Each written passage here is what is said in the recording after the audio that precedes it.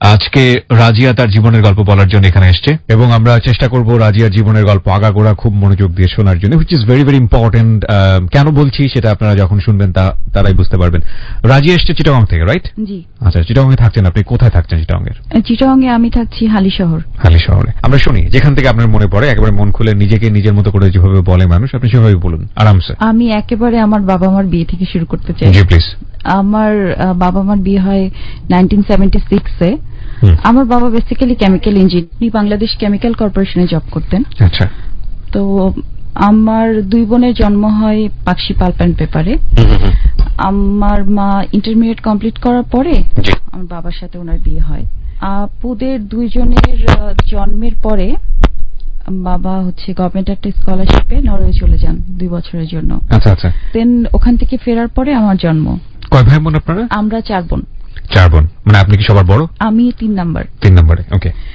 বড় দুজনের পরে আমি জন্মগ্রহণ করলাম 1983 তে। জি। এরপরে যেটা হলো, আমি যখন আমার মার প্রেগন্যান্সি টাইমে ওনারা দুজনে খুব এক্সপেক্ট করছিলেন যে ওনাদের এবার ছেলে হবে। তো আম্মু কিছু রিচুয়াল প্র্যাকটিসও মেবি করেছিলেন যাতে ছেলে হয় এরকম কিছুর জন্য। তো যাই হোক, এরপরে উনি ওনার মানে প্র্যাকটিসটা বন্ধ করে দেন। উনি বুঝতে পারেন যে এটা ঠিক হচ্ছে না। তারপরে আমি হলাম। হওয়ার পরে আম্মুর মুখ থেকে শোনা যে আম্মু খুব কান্না করেছিলেন যে এবার একটা মানে মেয়ে হলো, ছেলে হলো না। আর হয়েছিলাম হচ্ছে আপনার রাত 12টা-1টা এই সময়ের দিকে। আব্বু দেখতেই আসেন নাই বলে রাতে। বাট ফরচুনেটলি পরের দিন আবার সব স্বাভাবিক হয়ে যায়। উনি আসেন, কোলে নেন, আদর করেন। আব্বু আমাদেরকে উনি ভীষণ আদর করতেন, ভীষণ ভালোবাসতেন। এই এক্সপেকটেশনটা থাকা উচিত না, মানে যদিও বিষয়টা আসলো হয়তো বাবা মার মধ্যে জিনিসটা থাকেই। ইভেন দেখা যায় যে বয়ফ্রেন্ড গার্লফ্রেন্ড তখন থেকেই চিন্তা ভাবনা করছে, বয়ফ্রেন্ড চিন্তা করছে প্রথম সন্তানটা মেয়ে হবে, গার্লফ্রেন্ড বলছে না প্রথম সন্তানটা ছেলে হবে। এই যে জিনিসগুলো খুব ফান করতে করতে চলে আসে, এগুলো পরবর্তী ভীষণ রকমের সিরিয়াস হয়ে যায় কিন্তু আমাদের মধ্যে। এটা না করাটাই বেটার। ইভেন ম্যাক্সিমাম ক্ষেত্রে দেখা যায় যে একজন মেয়ে সে নিজে এক্সপেক্ট করছে তার মেয়ে হবে না ছেলে হবে। এই জিনিসটা না করাটাই বেটার। হ্যাঁ, না করাটাই বেটার। তো তারপরে যেটা হয়, পাকশিতে তো আমার পাকশির কথা আসলে সেরকম কিছু খেয়ালই নেই। আমার যখন 10 মাস বয়স, আব্বু আমাদেরকে নিয়ে শিফট হয়ে গেলেন সিলেটে। সিলেটের কথা কিছু খেয়াল আছে। সিলেটে আমাদের ছোট বোনের জন্ম হয়। ও হচ্ছে ক্লিনিকে যখন হয় আমি ওকে দেখতে যাই, এগুলো আমার স্পষ্ট মনে আছে। সিলেটের একটু একটু স্কুলে যাচ্ছি আসছি, তখন রবিবার ছুটি, তখন বাংলাদেশে স্কুল ছুটি থাকতো রবিবার করে। আচ্ছা আচ্ছা। এই জিনিসগুলো মনে আছে। দেন আমরা সিলেট থেকে চলে আসি খুলনায় শিফট হলাম। আমার ওখান থেকে রেগুলার স্কুলিং শুরু, মানে রেগুলার স্কুলে আসা যাতায়াত শুরু। তো খুলনায় আমরা অনেক বছর থেকেছি, মানে আলটিমেটলি ওখান থেকেই আমাদের সব, মানে আমার বিশেষ করে ছোটবেলাটার স্মৃতিগুলো একদম ভালো মতো মনে আছে। যেহেতু কর্পোরেশনের কলোনিতে ছিলাম, সুইমিং পুল, তারপরে আপনার প্লেগ্রাউন্ড, এগুলো সবকিছুর ফ্যাসিলিটিস খুব ভালো ছিল। আসরের নামাজ পড়লাম, দেন পায়ে জুতাটা দিয়ে গেলাম মাঠে খেলতে। আর হচ্ছে প্রতিনিয়ত মোটামুটি হাত পায়ে ব্যথা পেয়ে বাসায় আসতাম। আব্বু আম্মুর কিছু কিছু ব্যাপার যেটা মানে খুব ভালো, যেটা হচ্ছে তারা খুব ফ্রেন্ডলি ছিল আমাদের সাথে। যদিও ধরেন এক্সপেক্ট করেছিল যে না ছেলে হোক বা ছেলে লাগবে, আম্মু বেশি স্পেশালি একটু মন খারাপ করতো। আব্বুর মাঝে আমি ওরকম দেখিনি। আব্বুর একটা ব্যাপার ভীষণ ভালো ছিল, উনি আমাদেরকে সব শিখিয়েছেন। আমি long tennis, table tennis, badminton, driving সব পারি, এবং সব কিন্তু শিখেছি আমি আব্বুর কাছে। বাহ বাহ বাহ, বিউটিফুল। ইভেন অনেকে হয়তো মনে করবে যে এটা কেমন কথা, কিন্তু আব্বু আম্মুর কাছ থেকে আমরা তাস খেলাও শিখেছি। টার্মিনাল পরীক্ষা শেষে তাস খেলার মধ্যে খারাপ কিছু নেই। আমরা কিন্তু কার্ডটাকে অনেকেই অনেক নেগেটিভ ভাবে দেখি। কার্ড একটা খেলা মাত্র, কিন্তু যে কোনো খেলায় যদি সেটা অর্থের বা বাজি ধরার জায়গাটাতে চলে যায়, তাহলে কার্ড খেলাটাকে যেভাবে বাঁকা চোখে দেখা হয় আসলে ওটার জন্যই দেখা হয়। সুতরাং কার্ড খেলাটা খুবই ইন্টারেস্টিং একটা খেলা। ইভেন আমি নিজেও খেলি সময় পেলে বন্ধুদের সাথে, কিন্তু এটার পিছনে যেন অর্থ যেন ইনভেস্ট না করা হয়। মানে আমাদের টার্মিনাল পরীক্ষা শেষ, দ্যাট মিনস আমাদের ইনডোর কিছু গেমস হবে। আমরা ক্যারাম খেলবো, তারপরে বাগাডুলি আছে, বাগাডুলি খেলবো, কড়ি খেলবো। মানে এই ধরনের ব্যাপারগুলো আমাদের খুব কমন একটা মানে মজা ছিল। তাস খেলতে হবে, তারপরে গাছ থেকে ফলমূল পাড়তে হবে, কারণ আমাদের যে বাসাটা ছিল, বাসাটার সামনে পিছনে মিলিয়ে আপনার প্রায় 2 বিঘার উপর একটা বাংলো, সামনে ফুলের বাগান, পিছনে হচ্ছে ফলের বাগান। আব্বুর একটা ব্যাপার ছিল যেটা হচ্ছে নিজে শেখাতো সব, আমাদেরকে শিখতে হবে, জানতে হবে, এরকম একটা ব্যাপার ছিল। আমি গাছে উঠতে পারতাম না, এটা আমার একটা দুর্বলতা ছিল। আমার বোনরা গাছে উঠতো, আমি মই দিয়ে উঠতাম এবং তারপরে ময়ে পা দিতে যেয়ে আমার খুব সমস্যা হতো, কোন পাগে দিব, কিভাবে নামবো। আর ওরা আম গাছে উঠে দেখা যেত ভালো ভালো আমগুলো বা মজার মজার ফলগুলো ওরা ওখানে গাছে বসে খাচ্ছে, আমি নিচে থেকে তাকিয়ে তাকিয়ে দেখছি না, আমাকে দিচ্ছে না। এই মজাগুলো ভীষণ মনে পড়ে। আরেকটা ব্যাপার ছিল, আব্বুর কনজারভেটিভ ছিল আমার বাবা মা বেশ, কারণ তাদের কনজারভেটিভনেস এর একটা এক্সাম্পল দিই আপনাকে। রাতে মানে বিশেষ করে সন্ধ্যার মাগরিবের আজানের আগে আমাদেরকে বাসায় আসতেই হবে, মানে এই বিষয়টাই ভীষণ স্ট্রিক্ট ছিল, যেখানেই থাকি না কেন। মানে সন্ধ্যার পরে আব্বুর একটা কথাই ছিল, সন্ধ্যার পরে বাচ্চাদের কোনো কাজ থাকে না বাহিরে। ইভেন টিভি দেখার সময়টাও আমাদের একদম শিডিউল করা ছিল, রাত 9টা থেকে 10টা। এগুলো বিষয়ে খুব মানে তখন খুব রাগ হতো, ওই সময় তখন মনে হতো যে কি ব্যাপার, মানে একটা কিছু ফিনিশ হলো না, দেখতে পারলাম না। আরেকটা ব্যাপার তখন ভীষণ আফসোস হতো, সেটা হচ্ছে আমাদেরকে কোনো ফ্রেন্ডের বার্থডেতে যেতে দেওয়া হতো না ওই সন্ধ্যার পরে, ওই কারণে। আবার কোনো বিয়ে বা কোনো অনুষ্ঠান যেখানে হয়তো মানে হচ্ছে সন্ধ্যার পরে যেতে হবে, দেখা যেত যে গার্জিয়ানের সাথে যেতে হবে, শপিং এ গার্জিয়ানের সাথে যেতে হবে, মানে এই ব্যাপারগুলো একটু রেস্ট্রিকশন ছিল। বাট শিখেছি সবকিছু, মানে ওই বিষয়টাই। আমার ছোট বোন যখন 3.5 বছর বয়স, ও তখন আব্বুর কাছ থেকে সুইমিং শিখে এবং পুরো সুইমিং পুল একা একা পার হতো, এত সুন্দর লাগতো, ছোট্ট একটা মানুষ পুরো মানে সুইমিং পুল পার হয়ে যাচ্ছে। তো খুলনার স্মৃতি এটাই আর কি। স্কুলে আপনার আমি সায়েন্সে ছিলাম, স্টুডেন্ট হিসেবে ভালো ছিলাম, এসএসসি তে ভালো রেজাল্ট ছিল, বৃত্তিও পেয়েছি। ওটাও মানে মোটামুটি আমাদের স্কুলে যেটা মেন ব্যাপার ছিল, আপনার বয়েজ গার্লস আলাদা কম্পাউন্ড ছিল, রেজাল্ট হতো কম্বাইন্ড। তো টপ 10-এ আমি সবসময় থেকেছি। মানে স্কুলে দুষ্টুমির জন্য আবার বেশ পানিশড হয়েছি, পড়াশোনার জন্য পানিশড হতে হয়নি, বাট দুষ্টুমির জন্য মাঝে মাঝে এমনও হতো যে কান ধরে পুরো স্কুল ঘুরতাম। আমাদের একটা গ্রুপ ছিল। আবার আমার এক্সট্রিম পানিশমেন্ট স্কুলে একবার ছিল, বয়েজ কম্পাউন্ডে নিয়ে গিয়েছিল, নিয়ে যে আমাদের ক্লাস, তখন আমি ক্লাস 7-এ পড়ি, আমাদের ক্লাস 7-এর বয়েজ ক্লাসের সামনে কান ধরে দাঁড় করিয়ে এটা একটা ছিল। তো আর আমার মা ছিলেন হচ্ছে আমার নানা বাড়িতে, একটাই ইস্যু, মানে আমার কোনো মামা খালা নেই। তো আমাদের একটা মজার জিনিস হতো, সেটা হচ্ছে বছরে মানে প্রত্যেক বোনের 1 বছর করে নানা বাড়ি যেয়ে থাকা হতো, মানে ওখানে নানু বাড়ির স্কুলে পড়তে হবে, ওখানে নানু নানির সাথে থাকতে হবে। এটা হচ্ছে কি ওনাদের সাথে কোম্পানি দেওয়া, প্লাস হচ্ছে আমাদেরকে আদর করে নিয়ে যেত। ওই সময়টা হচ্ছে খুব মজার, যে নানু বাড়ি যে 1 বছর আছি, মানে যা খুশি তাই করা যাচ্ছে, এরকম একটা ব্যাপার। যদিও নানি খুব স্ট্রিক্ট ছিলেন, নানি ধরেন আপনার উনি সেই সময় কিন্তু গ্রাজুয়েট আমার নানি, যার ফলে উনি পড়াশোনার ব্যাপারে খুব স্ট্রিক্ট ছিলেন, কিন্তু আদর ভীষণ পেতাম। তো যার জন্য দেখা যেত যে প্রত্যেকটা বডি যেয়ে থাকতাম, এরকম বাই টার্ন একজন না একজন ওনার ওখানে যে 1 বছর করে করে পড়ে আসতাম। তো এই জিনিসগুলো ছোটবেলাটা আমার ভীষণ সুন্দর কেটেছে। বিশেষ করে আব্বু আম্মুর যে মানে টেক কেয়ারটা, আম্মুর একটা স্পেশালিটি ছিল যে সেটা আমরা কখনো বাইরের খাবার খাইনি। উনি সবসময় বেকিংটা, কুকিংটা উনি নিজে করতে পছন্দ করতেন। আচ্ছা, সবসময় উনি নিজে করতেন এবং আমাদেরকে ইভেন আমাদের বার্থডে কেকটাও আম্মু নিজে করতেন। এই ব্যাপারটা ছিল। আমার এসএসসি পরীক্ষা শেষ হয়ে গেল। এসএসসি পরীক্ষা শেষ হওয়ার পরে যখন আমি কলেজে ভর্তি হলাম। কোথায় দিলেন এসএসসি পরীক্ষা? এসএসসি পরীক্ষা দিলাম আমি কর্পোরেশন স্কুলেই, খুলনাতে। লম্বা সময়। তারপরে ওটা যেহেতু কলোনির মধ্যেই কম্পাউন্ডটা ছিল, যার ফলে আমার পৃথিবী কিন্তু ওটুকুর মধ্যেই ছিল, আমাকে বাহিরে বের হতে হতো না, কারণ আমার ফ্রেন্ডস ওখানে, আমার স্কুল ওখানে, আমার টিচারও ওখানে, সবকিছু ওখানে। আর একটা ব্যাপার ছিল যে আব্বু যেটা বললাম আপনাকে, ছোটবেলা থেকে সবকিছু আমাদেরকে করাতো, ইভেন টিচারদের সাথে ব্যাচের শিডিউল ঠিক করা, আমার পরীক্ষার খাতার মার্কস কোনটাই হয়তো যোগ করতে কম বেশি হয়ে গেছে, না আমাদেরকে করতে হতো, আব্বু যেত না, নিজে করতে হতো। মানে আব্বুর কথা ছিল যে তোমার কাজ তোমাকে শিখতে হবে, মানে এইসব ছোটখাটো কাজের জন্য আমি যাব না, এরকম একটা ব্যাপার ছিল। তো কলেজে ভর্তি হলাম, ওখানে ওমেন্স কলেজ, খুলনা ওমেন্স কলেজে ভর্তি হলাম। ভর্তি হওয়ার পরেও আমার মানে নতুন পৃথিবী শুরু হলো। কারণ ওই সময় যে নতুন সার্কেল, কারণ ওখান থেকে তো ওখানে বিভিন্ন স্কুল থেকে অনেক মেয়েরা এসছে, সো ফ্রেন্ড সার্কেল নতুন। ড্রেস কোড ছিল কলেজে। একটা সমস্যা ছিল, সেটা হচ্ছে একটার আগে কলেজ থেকে বের হতে দিত না, গেটটা লক করা। মানে ক্লাস হোক না হোক আপনাকে একটা পর্যন্ত কলেজ কম্পাউন্ডে থাকতেই হবে।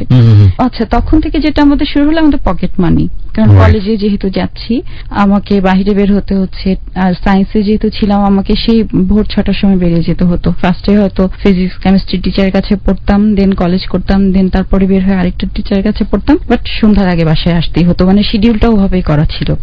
তো আম্মু একটা কাজ করতো, মাসের প্রথমে একেবারে হিসাব করে টাকাটা বুঝিয়ে দিত, মানে প্রতিদিন না, ওটা হচ্ছে মানে ম্যানেজমেন্টটা শেখাতো যে আমাকে ওই ফিক্সড একটা অ্যামাউন্টের মধ্যে চলতে হবে, ওটা থেকে সেভ করতে হবে, মানে চাইতে গেলেই ধমক, মানে ওটা থেকে সে মোটামুটি দিত যেখান থেকে আমরা সেভ করতে পারতাম।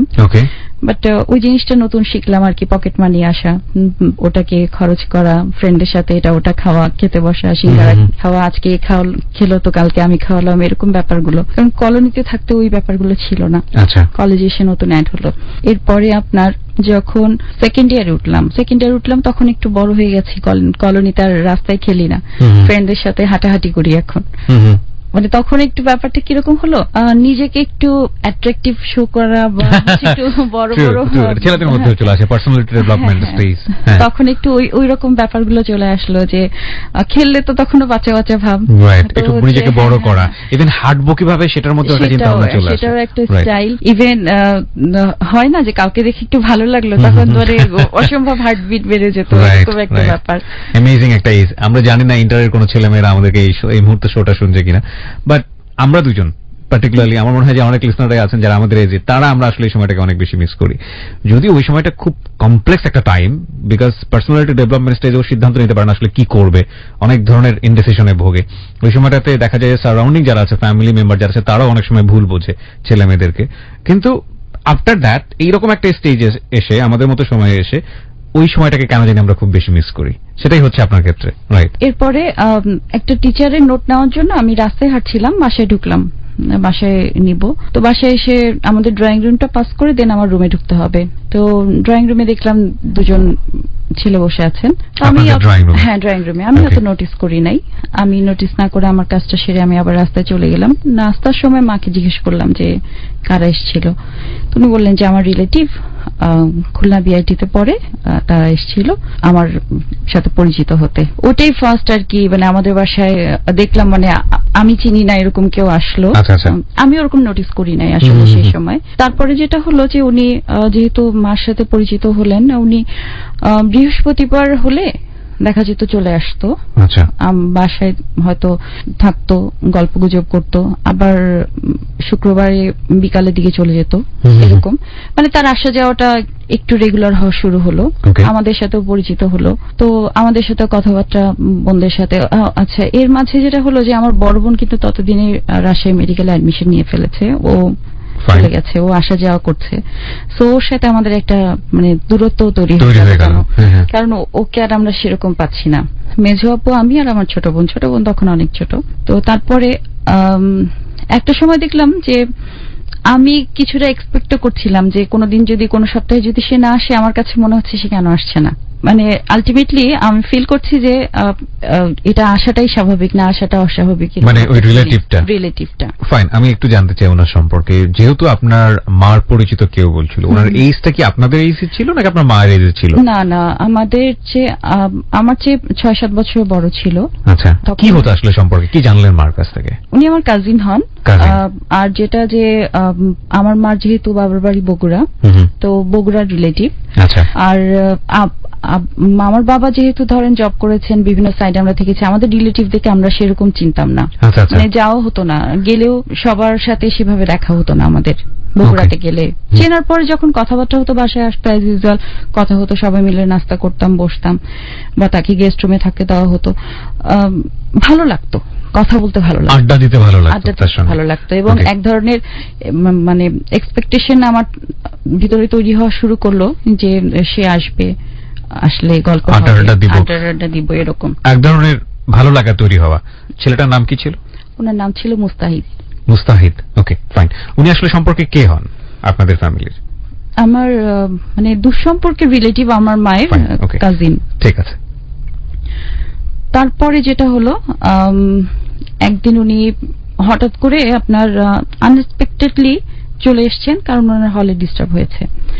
তো উনি পড়াশোনা করতেন খুলনা বিশ্ববিদ্যালয়ে? না, খুলনা বিআইটিতে উনি পড়তেন। পড়তেন মোস্ট প্রবাবলি তখন 7 সেমিস্টারে ছিলেন, লাস্ট ইয়ার 4th ইয়ারে চলছে তখন। তো তারপরে যাই হোক, ওই সময় থাকলেন বেশ কিছুদিন। যাওয়ার সময় আমার হাতে একটা কাগজ দিয়ে গেলেন। হ্যাঁ, এমনি হঠাৎ করে আনএক্সপেক্টেডলি, আমি তো এক্সপেক্ট করি নাই যে সে আমাকে হাতে কিছু দিবে। আপনার ইমিডিয়েট যে বড় বোন ছিল, ও কোথায় ছিল? আমাদের সাথে বাসায় ছিল। ওকে। ও কিছুটা নোটিস করছিল যে কিছু একটা চেঞ্জ আসছে, কারণ ও মানে ও আমার চেয়ে বয়সে বড়, তো এক্সপেরিয়েন্সও বড়, ওর মাথায় হয়তো বা কাজ করছে। কত বছরের গ্যাপ আপনাদের মধ্যে? আমাদের 3 বছরের গ্যাপ। 3 বছরের গ্যাপ। সো ইন দ্যাট মোমেন্টে সে কি কারোর প্রতি এনগেজ থাকা বা কোনো কিছু, এরকম কোনো কিছু ছিল? হ্যাঁ, আপুর একটা অ্যাফেয়ার ছিল ওই সময়টাতে। সেটা কি ছেলেটা জানতো? না, জানতো না। আপুর অ্যাফেয়ার ছিল আব্বুরি আরেক কলিগের ছেলের সাথে, আমাদের কলোনিরই। যাই হোক, মুস্তাহিদের সাথে আপনার মোটামুটি একটা ভালো বোঝাপড়া ছিল। বাট আমি তখনও মানে লাভ ব্যাপারটাতে, কিন্তু তখন আপনি ইন্টারে পড়ছেন? হ্যাঁ, ইন্টারে পড়ছি। আর ওই যে আমি আপনাকে বললাম যে আমার লাইফটা কিন্তু ওই কলোনির মধ্যে, ফ্রেন্ড সার্কেল, পড়াশোনা এর মধ্যেই ছিল। এছাড়া আপনারা তো বোধহয় ওই গার্লস স্কুল বয়েজ স্কুল আলাদা করে ডিভিশন করে পড়া না, সুতরাং ছেলেদের সাথে অতটা মেশা হয়নি। মেশা হতো না আমাদের। জাস্ট আর কি রেজাল্টের দিন সবাইকে একসাথে কম্বাইন্ড করা হতো, তখন আমরা দেখতাম। বললাম না যে আমার এক্সট্রিম পানিশমেন্ট হিসেবে আমাকে ওখানে নিয়ে যাওয়া হয়েছে, মানে যে এরপরে আর কোনো পানিশমেন্ট নাই, যে বয়েজ স্কুলে যে কান ধরে দাঁড়ানো। তো এখন যাই হোক, এরপরে কয়েক রাত ঘুমোতে পেরেছিলেন? ও খুবই খুবই খুবই লজ্জাজনক, এবং এটা আসলে করা উচিত। সাথে আরো দুজন ছিল। যাই হোক, একা থাকলে হয়তো আরো বেশি ডেঞ্জারাস হতো, এবং এটা করা উচিত না, কারণ এগুলো খুবই পার্সোনালিটিতে আঘাত লাগে। হ্যাঁ, বলুন। তারপরে যেটা হলো, কাগজ ধরিয়ে গেল। হ্যাঁ, কাগজ ধরিয়ে গেল। তো আমি তারপরে দেখলাম যে তখন তো ইমেল ছিল না, love letter, first love letter. ওটা খুলে কি পেলেন মনে আছে? পেলাম হচ্ছে আপনার সবুজ কালারের একটা খুব সুন্দর শেডের একটা পেপারের উপরে সবুজ কালি দিয়ে এই চিঠিটা লেখা। কন্ট্রাস্টটা খুব সুন্দর ছিল। আমি গুনে গুনে কয়েকদিন পড়লাম চিঠিটা, পড়ছি, লুকিয়ে রাখছি, কারণ কারো হাতে তো পড়লে আরো খবর আছে। তো প্রায় মনে হয়, আমার মনে আছে, মনে হয় 30 আপ আমি কাউন্ট করেছিলাম, আমি পড়েছিলাম। মানে কি লিখবো রেজাল্ট, কারণ তার মধ্যে এটাই লেখা ছিল যে সে আমাকে পছন্দ করে, ভালোবাসে, আমি তার ফার্স্ট লাভ, আমার দিক থেকে রেসপন্সটা কি সে জানতে চায়। এরপরে আপনার একটু একটু করে সাহস সঞ্চয় হলো। না, ফিলটা কি হচ্ছিল? I want to know the feel, because আপনি কিছুটা দুর্বল ছিলেন, সেটা আপনি আগেই বলছিলেন। সামহাউ ও যে এত বড় একটা স্টেপ নিয়েছে, দুর্দান্ত রকমের সাহসী একটা স্টেপ, ও কি বুঝতে পেরেছিল যে আপনি ওর প্রতি কিছুটা হলো দুর্বল? বুঝতে পেরেছিল। কি কারণে বুঝতে পেরেছিল? সেটা হয়তো বা আমার এক্সপ্রেশনের কারণে, কারণ আমি যে তাকে এক্সপেক্ট করতাম সে সম্ভবত সেটা বুঝতে পারছিল। আচ্ছা, এমনিতে কোনো কিছুতে বুঝাতেন কিনা, অ্যাটিটিউড দিয়ে? না, ওরকম ব্যাপার ছিল না, কারণ আমি আপনাকে ফার্স্টে বলেছি আব্বু আম্মু ভীষণ কনজারভেটিভ ছিলেন। সো মানে সে আমাদের ঘরে আসবে বা আমাদের সাথে বসবে এরকম ব্যাপারটা কিন্তু ছিল না। মানে গেস্ট রুম আমাদের মানে বাসা থেকে পুরো মোটামুটি আলাদাই ছিল। মানে জাস্ট আমাদের ওই ড্রয়িং রুমে বসলে কথাবার্তা যেটুকু হতো, আর হচ্ছে দেখা যেত যে, আচ্ছা এর আগে একটা জিনিস একটু মাথা দিয়ে ছুটে গেছে, সে আমার একবার হাত ধরেছিল, আমি মানে রিঅ্যাক্ট করিনি। ওকে, ভেরি ইম্পর্টেন্ট পয়েন্ট। হ্যাঁ, আমি রিঅ্যাক্ট করিনি, যেটা করা উচিত ছিল যে চিলাচিলি করা বা আব্বু আম্মুকে ইনফর্ম করা বা কাউকে ইনফর্ম করা, আমি করিনি। হয়তো বা এটাও একটা কারণ ছিল। হাত কি মানে সে ইন্টেনশনালি ধরেছিল নাকি? ইন্টেনশনালি ধরেছিল, জাস্ট খাওয়ার টেবিলে, বাট আমি হাত সরিয়ে ফেলেছি, বাট ওটা নিয়ে আমি কোনো ইস্যু ক্রিয়েট করিনি। ওকে, সামহাউ সেটাকেও সে একটা গ্রিন সিগন্যাল ভাবতে পারে। ফাইন। তো আপনি চিঠিটা পাওয়ার পরে খুশি হলেন, এক কথা বলে চলে, নাকি এক্সাইটেড? মানে আমি আসলে কি করব এটা বুঝতে পারছিলাম না, যে এটা কি আপুকে বলবো। ওর একটা সমস্যা ছিল যে ও আবার ওকে বললে ও আম্মুকে বলে দিবে কনফার্ম।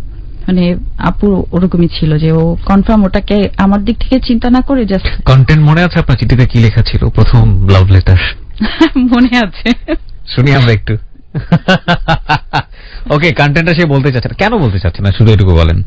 বলতে চাচ্ছি না, আসলে ফিলিংসটা আমার মধ্যেই রাখতে চাচ্ছি। ওকে ফাইন, আমরা ধরে নিলাম চমৎকার কিছু আছে, হয়তো খুব প্রশংসা ছিল, হোয়াটএভার যেটা থাকে আর কি। প্রথম কন্ট্রাস্টটা, চিঠি কন্ট্রাস্টটা ভীষণ সুন্দর ছিল, কালার কন্ট্রাস্টটা। কারণ ওই সময় তো, এখন তো ধরেন রাইটিং প্যাড অ্যাভেলেবেল না আমার যতটুকু মনে হয়, বাট ওই সময় তো লেখার ধৈর্য নাই, এক লাইন লেখার পর দুই লাইনে হাত ব্যথা করবে অনেকের। রাইটিং প্যাডের তো তখন একটা ব্যাপার ছিল যে বিভিন্ন ডিজাইনের রাইটিং প্যাড পাওয়া যেত, আর কালি মানে অন্যরকম একটা কন্ট্রাস্ট ছিল। আর যাই হোক, তো তারপরে যেটা হলো, আমি একটা চিঠি লিখলাম, কয়েকদিন ধরে লিখলাম, মানে কি লিখবো, বারবার লিখি, আবার একটু এডিট করি, আবার লিখি, এরকম একটা ব্যাপার। কয়েকদিন ধরে লিখলাম, তারপরে লুকিয়েও রাখলাম, কিন্তু ধরাও খেলাম। আমার মেজো আপু চিঠিটা বের করে পড়ে ফেললো। না, আপনার মেজো আপুকে ফোন করে আমাদের কন্টেন্টটা জানতে হবে চিঠি, যে কি লিখেছিলেন আপনি। মানে আপনি আমার কাছে একটু বোঝান যে ভাষায় কোনো কিছু সিগন্যাল দিলেন কিনা, যে ইয়েস আই এম ওকে। ও তো প্রস্তাবই করেছিল আপনাকে। ততদিনে সে আসে নাই আর। না না, আপনাকে চিঠির মধ্যে তো প্রস্তাব করেছিল, তো আপনি কি পজিটিভ সিগন্যাল দিলেন? হ্যাঁ, পজিটিভ সিগন্যাল দিলাম, এবং চিঠিটা আমি লুকিয়ে রাখলাম যে পোস্ট করব। আমি পরের দিন মনে হয় কলেজে গেলাম, ওই দিন আর পোস্ট করিনি। মানে আমার মাঝেও কনফিউশন কিন্তু কাজ করছে যে আসলে লেখা ঠিক হবে কি হবে না। কনফিউশনের জন্য আমি রেখে চলে গেছি, এবং যথেষ্ট লুকিয়ে গোপন জায়গায় রেখে গেছি। কিন্তু মেজো আপু মানে মোটামুটি ভালো একটা টার্গেটই ছিল যে কিছু একটা চেঞ্জ হচ্ছে, ও বুঝতে পারছিল। তো ও চিঠিটা নিয়ে অ্যাজ ইউজুয়াল সোজাসুজি আম্মুকেই দিয়ে দিল।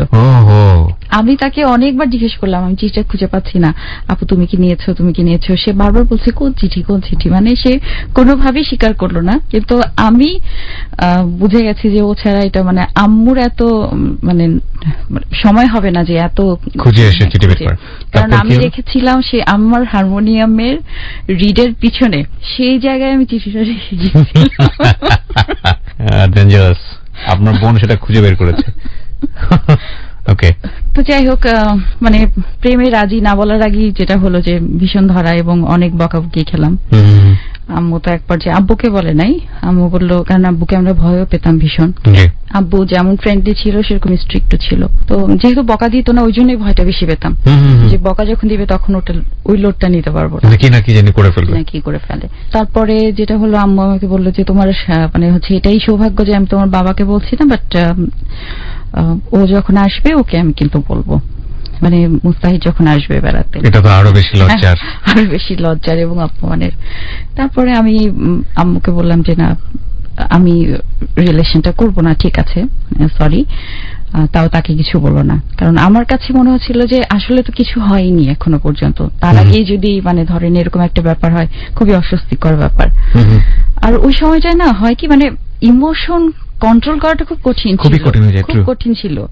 দিন রাত 24 ঘন্টা মাথার মধ্যে ঘুরতে থাকে একটা বিষয়। তখন মনে হচ্ছিল যে মানে এর চেয়ে বুঝি মরে যাওয়াই ভালো, এরকম একটা ফিল হচ্ছিল যে এটা কি হচ্ছে, এত অপমানের, এত বেশি কাঙ্ক্ষিত সবকিছু মিলিয়ে। তারপরে যথারীতি সে একদিন সে আসলো আমার, তো তারপর আমি আর সামনে যাইনি, আমাকে তো যেতে দেওয়া হলো না। আমি জাস্ট সবাইকে রিকোয়েস্ট করেছিলাম যে তাকে যাতে কিছু না বলা হয়। দেন আমার আম্মু বলেছেন যে আর কিছু বলেন নাই, জাস্ট এসেছে, নর্মালি চলে গেছে। আই এম নট শিওর যে আসলে সেটা হয়েছিল কিনা। দেন অনেকদিন আর তার সাথে কোনো যোগাযোগ হলো না, সেও আর আসছে না। ওই আশা থেকে আপনার সঙ্গে দেখা হয়নি? না, আমি যাইনি সামনে, আমাকে তো যেতেই দিবে না। হ্যাঁ, বাড়ি থেকে নিষেধ করা হয়েছিল, আমি আর যাইনি। কিন্তু ফিলিংসটা খুবই খারাপ ছিল, খুবই খারাপ লাগছিল। কারণ কোন সময় কি হয়ে যায়, হ্যাঁ একটা টেনশন, আবার আব্বু যদি জেনে যায় এটাও একটা ভয়, কারণ আব্বু জানলে তো আরো অন্যরকম হবে। তো এরপরে প্রায় 2 মাসের মতো হয়ে গেল আর তার সাথে আমার যোগাযোগ নেই, যোগাযোগটা শেষ। 2 মাস পরে, এর মধ্যে কিন্তু আমি পড়াশোনা করছি, আমার কলেজ টিচার সবকিছুই চলছে। তারপরে যেটা হলো আপনার 2 মাস পরে আমাদের বাসার ল্যান্ড ফোনে আবার একটা ফোন আসলো, মুস্তাহিদ ফোন করেছে, এবং আনফরচুনেটলি আমি ফোনটা ধরলাম। ধরার পর তার সাথে আমার আবার কথা হলো, এবং সে বাইরে দেখা করতে চাইলো, যেটা আমার জন্য খুব টাফ। কারণ আমার একটা শিডিউল ছিল, সেই শিডিউলের বাইরে ধরেন দেখা করতে যাওয়া আসলে কখনো যায়নি, তো একটা টেনশনের ব্যাপারও ছিল। তো ওই সময়টাতে আপনি ফোনে মানে জানলেন কিনা যে তার সঙ্গে কি ধরনের ব্যবহার করা হয়েছিল, বা আপনি যে চিঠিটা পেয়ে গেল আপনার ফ্যামিলি, সেটা সে জানে কিনা? হ্যাঁ, ওটা তো আমি বলেছি। সে বলল হ্যাঁ সেরকম কিছু হয় নাই, জাস্ট তোমার সাথে দেখা করতে চাচ্ছি, কিন্তু আমাকে আর যেতে নিষেধ করা হয়েছে যে তোমাদের বাসায় যেন আর না যাই। ওকে ওকে। তো আমার সাথে বাইরে দেখা করতে চাইলো, তো বাইরে দেখা করতে চাইলো যখন, তো আমি বাইরে আমাদের ওই শিডিউল টাইমে গেলাম, 2 দিন না 3 দিন পরে মোস্ট প্রবাবলি ছিল দেখা করার কথা। আমি একটা টিচারের শিডিউল গ্যাপ দিয়ে, মানে ধরেন খুব কাছাকাছি ছিল টিচারদের বাসাগুলো, তো ওখান থেকে একটা শিডিউল গ্যাপ দিয়ে ফ্রেন্ডদেরকে ম্যানেজ করে গেলাম, যে দাঁড়িয়ে আছি তার আর কোনো খবর নেই। কিন্তু এইদিকে তো আমার টেনশন কাজ করছে, কারণ রোডের উপর দাঁড়ানো, আলটিমেটলি কেউ আমাকে দেখে ফেললে আমি ঝামেলায় পড়বো। এরপরে আরেকটা ব্যাপারও কাজ করছিল, কারণ আগে কখনো এভাবে কারোর সাথে দেখা করতে যায়নি, ওটাও একটা ব্যাপার। প্রায় আপনার 40 মিনিটের কাছাকাছি দাঁড়ালাম, ইভেন তার হোস্টেলে ফোন দিলাম, ফোনটা বেজে যাচ্ছে, বাট কেউ ফোন ধরছে না। দেন যথারীতি আবার টিচারের কাছে চলে গেলাম, সেকেন্ড যে টিচারের কাছে পড়া ছিল সেখানে চলে গেলাম, এবং নিঃসন্দেহে মন খারাপ। এবং তখন মাথার মধ্যে জাস্ট এই জিনিসটা কাজ করছে যে সে আমাকে এভাবে কি করে বিট্রে করতে পারলো। মানে আমার কাছে মনে হচ্ছে যে সে কেন আসলো না, মানে অ্যাটলিস্ট আমি তো কিছু জানতেও পারলাম না। আবার আপনার মোটামুটি 1 মাসের মতো গ্যাপ, আমিও কোনো যোগাযোগ করছি না, তার দিক থেকেও কোনো ফোন আসছে না। তারপরে 1 মাস পরে আমি একবার আমাদের ওখানে সিস্টেমটা ছিল, আপনার বাইরে কোথাও কল করতে গেলে আপনার যারা সার্ভিসে থাকে ফোনের, তাদেরকে বলতে হয় যে আমি এই নাম্বারে কল করব, আমাকে কলটা দিন, কারণ PABX তো দিল। দেওয়ার পর আমি তো এদিকে টেনশনে আছি, কারণ কথা বললে আবার যদি বাসার কেউ দেখে ফেলে যে আমি কথা বলছি। তারপরে সে এসে ফোনটা ধরলো, ধরার পরে আমি বললাম যে কি ব্যাপার, এরকম কেন হলো? তো বললো যে ঠিক আছে তুমি আসো আর সামনাসামনি কথা বলবো। আবার আমাদের শিডিউল হলো এবং অবশেষে আমরা দেখা করতে পারলাম। আচ্ছা, দেখা করলাম এবং জানলাম যে যেদিন আমার সাথে দেখা করার কথা ছিল সে আবার পলিটিক্স করতো, মানে হোস্টেল পলিটিক্স যেগুলো আর কি, ইউনিভার্সিটি পলিটিক্স গুলো। তো ওই দুটো গ্রুপের মধ্যে গন্ডগোল হওয়ার কারণে খুব হোস্টেলটা আপনার বন্ধ হয়ে যায়। হল ভ্যাকেন্সির জন্য নির্দেশ আসার কারণে তারা তাড়াতাড়ি সবাই হোস্টেল ছেড়ে চলে যায়। আর সে ফোনটা ধরেনি, কারণ হচ্ছে ফোনটা হোস্টেলে কেউ ছিল না, সে কারণে কেউ রিসিভ করে নাই, সময় হল ভ্যাকেন্ট হয়ে গেছে। তো যাই হোক, কথা বললাম, পরে স্বাভাবিক হ্যাঁ আমাদের মধ্যে একটা আন্ডারস্ট্যান্ডিং হলো। দেন ফেরার পরে আমার বেশি কিন্তু ঘুরতে যেতে পারতাম না, কারণ অত বেশি অ্যালাউড ছিল না, কারণ আমাকে আপনার একটা রাশ শিডিউলের মধ্যেই কিন্তু বের করতে হতো। এর মধ্যে আপনার ধরা খাওয়ার একটা ভয়, কেউ দেখে ফেললো, এটা একটা টেনশন। এরপরে আমার মেঝো আপু তখন তো পুরোপুরি আমার ভিলেন, সে মোটামুটি স্পাইর মতো আমার পিছে পিছে ঘুরছে এবং ফলো করছে। আর ওর মানে ও মোটামুটি কখনো শিওর যে আমার মাথা থেকে এই ভূতটা যায়নি, যে আমি এখনো এটার পিছনে ঘুরছি। মানে ও আপনার এতটা এনিমি হয়ে গেল কি কারণে, মানে আমি ঠিক বুঝলাম না। এটা কিন্তু একটা মানে খুব ন্যাচারাল একটা ব্যাপার, প্রথম প্রেমের ক্ষেত্রে সবাই বাধা হয়ে দাঁড়ায় সামহাউ, যে কেন করবে, এটা তো অন্যায় কাজ এবং চরম অন্যায় কাজ। এবং সেই কারণে ওর কথা যে মানে কেন করবে বা মানে আম্মু রাজি না সেখানে কেন হবে, এরকম একটা ব্যাপার। সে ওই সেন্সে আমার মানে পিছনে স্পাইয়ের মতো ঘুরছে। তো 4th মেবি আমি বেড়াতে গেলাম, যার রেফারেন্সে গেলাম আর কি, সে হচ্ছে মানে আমার ফ্রেন্ড, ও আবার আপুকে জানালো যেহেতু ওদিকে গেছে। আপু যথারীতি যেখানে গেছে ওখানে যে হাজির, আমি বসে আছি, আমার সামনে আপুর বয়ফ্রেন্ড, মানে আপু রীতিমতো মানে ওখানে মানুষজনের সামনে মোটামুটি পারলে ঝাড়ি দেয়, এরকম একটা অবস্থা। আবার সে আম্মুর কাছে ইনফরমেশন গেল, আমি তো বাসায় চলে আসলাম আপুর সাথে। তারপরে মোটামুটি আম্মু খুব মানে সিরিয়াসলি বলার পরে রিলেশনটা টোটালি ব্রেকআপ হয়ে গেল। ব্রেকআপ হয়ে গেল মানে কি আপনার জায়গা থেকে আপনি ব্রেকআপ করলেন? ফাইনালি মেন্টালি সিদ্ধান্ত নিলেন? হ্যাঁ, মেন্টালি সিদ্ধান্ত নিলাম, কারণ একটা ব্যাপার ছিল, আম্মুর প্রতি আমি অসম্ভব ডেভোটেড ছিলাম, যেহেতু তার সাথে আমাদের রিলেশনটা খুব ফ্রেন্ডলি ছিল। ওই সময়টায় পুরোপুরি আপনার ক্লাস মিস দিচ্ছি, এটা নিয়ে টেনশন করছি, ওটা নিয়ে টেনশন করছি, পুরোপুরি সব কন্ট্রোলের বাহিরে। তারপরে রেজাল্টটা মানে SSC তুলনায় খারাপ হলো। এরপরে খুলনা ভার্সিটিতে ইংলিশে অনার্সে ভর্তি হলাম, মানে কোনো মতে টিকলাম আর কি, যাই হোক মানে সার্ভাইভাল করতে পারলাম, যে অন্তত ইংলিশে অনার্সে ভর্তি হলাম। জীবনে কত বড় একটা ক্ষতি হয়ে গেল। ইনফ্যাক্ট এইটাই মানে প্রেম আমাদের জীবনে আসবেই, এটা না আসাটা বড়ই অস্বাভাবিক, কিন্তু সেটা আসলে সেটা যেন আমাদের বেসিক জায়গাটাকে নষ্ট না করে ফেলে। বহুবার আমরা বলেছি এলিট 920-তে ক্যারিয়ার এবং এডুকেশন, এই দুটো জায়গায় যেন কোনোভাবেই হ্যাম্পার না হয় যে কোনো কিছুর ক্ষেত্রে, কজ এটা হ্যাম্পার মানে সারা জীবনের জন্য এটা দাগ, এটা কখনো রিকভারি করা যায় না। ক্যারিয়ারের ক্ষেত্রে হয়তো বা কিছুটা করা যায় লাকিলি, কিন্তু এডুকেশনের ক্ষেত্রে কোনো চান্স থাকে না, কজ আপনি ইন্টারমিডিয়েটে সেকেন্ড ডিভিশন পেয়ে গেলেন 1 মার্কের জন্য, এটা রিকভারি করার কোনো চান্স নেই, সব জায়গায় ওটা কাউন্ট হচ্ছে আপনার সেকেন্ড ডিভিশন হিসেবে। জি, তারপরে আপনার ভার্সিটি শুরু হলো। এর মাঝে কিন্তু মুস্তাহিদের সাথে আমার যোগাযোগ হয়, বাট ওই ব্যাপারটা নেই যে অ্যাফেয়ার, সে যোগাযোগের চেষ্টা করে, সে যখন রেসপন্স ফোন করে আমি কথা বলি, এটুকুই। পরে যখন ভার্সিটি গেলাম, এর মাঝে যেটা হলো, আমার ফাদার চিটাগং শিফট করলেন। তখন উনি করাপশনের মানে ঝামেলায় এত কিছুর মধ্যে পড়লেন, প্লাস আমাদের এক্সপেন্সও বেড়ে গেল। উনি এক মুহূর্তে মানে বিরক্ত হয়ে ওনার কর্পোরেশনের জবটা ছেড়ে দিলেন, যে উনি এখানে মানে আইদার ওনাকে করাপ্টেড হতে হবে, নতুবা ওনাকে সারেন্ডার করতে হবে। তো উনি ওটা ছেড়ে দিয়ে প্রাইভেট জবে চলে আসলেন। আচ্ছা আচ্ছা। প্রাইভেট জবে চিটাগং এ মানে ফ্যামিলি শিফট করলেন। তখন হচ্ছে আমি থাকলাম খুলনায়। এখন সে হচ্ছে আপনার ফ্রাইডে করে আসা শুরু করলো। প্রথম দিন আসলো, আসার পরে আমাকে বললো যে চলো, আমি জব পেয়ে গেছি।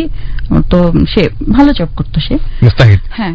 মানে আপনি তখন খুলনাতে মানে কোথায় থাকেন? একা থাকেন? একা থাকি হোস্টেলে। আচ্ছা আচ্ছা। তো ওখানে আছেন এবং ওই সময়টাতে সে আসা শুরু করলো এবং সে আমাকে বারবার ফোর্স করতে থাকলো যে আমরা কোর্ট ম্যারেজ করে ফেলি, দেন হচ্ছে ফ্যামিলি রাজি হয়ে যাবে।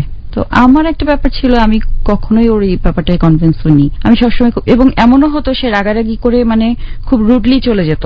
আপনার জায়গা থেকে তো ব্রেকআপ করেছিলেন, মানে এক ধরনের ব্রেকআপই বলে চলে। তারপর ও আসতো কেন ওই জায়গাটা? আমার জায়গা থেকে ব্রেকআপটা এরকমই ছিল যে আমি বলেছিলাম যে আমার ফ্যামিলি রাজি না, মানে আমি রাজি হলেও আমার ফ্যামিলির ফার্স্ট প্রায়োরিটি, আর আমি কোনোভাবে আম্মু আব্বুকে কষ্ট দিতে পারবো না। ওকে। বাবা মার এক ধরনের মানে এক্সপেকটেশন আমার প্রতি খুব বেশি ছিল, কেন জানি ওই সময়টায়। কারণ তারা মনে করতো যে যেহেতু বড় খুব ব্রিলিয়ান্ট, ও এক চান্সে মেডিকেলে ঢুকেছে এবং মন বসে স্কলারশিপেও জাপানে চলে গেছে, সবার ধারণা ছিল যে আমিও অবশ্যই মানে ওর লাইনেই যাব। আর মানে আমাদের ফ্যামিলিতে তখনও যে কমার্স আর্টস পড়া মানে ওই ব্যাপারটাকে ধরেই না হতো যে এ হয়তো স্টুডেন্ট খারাপ, এই জন্য ওই ধরনের একটা চিন্তা করা হতো।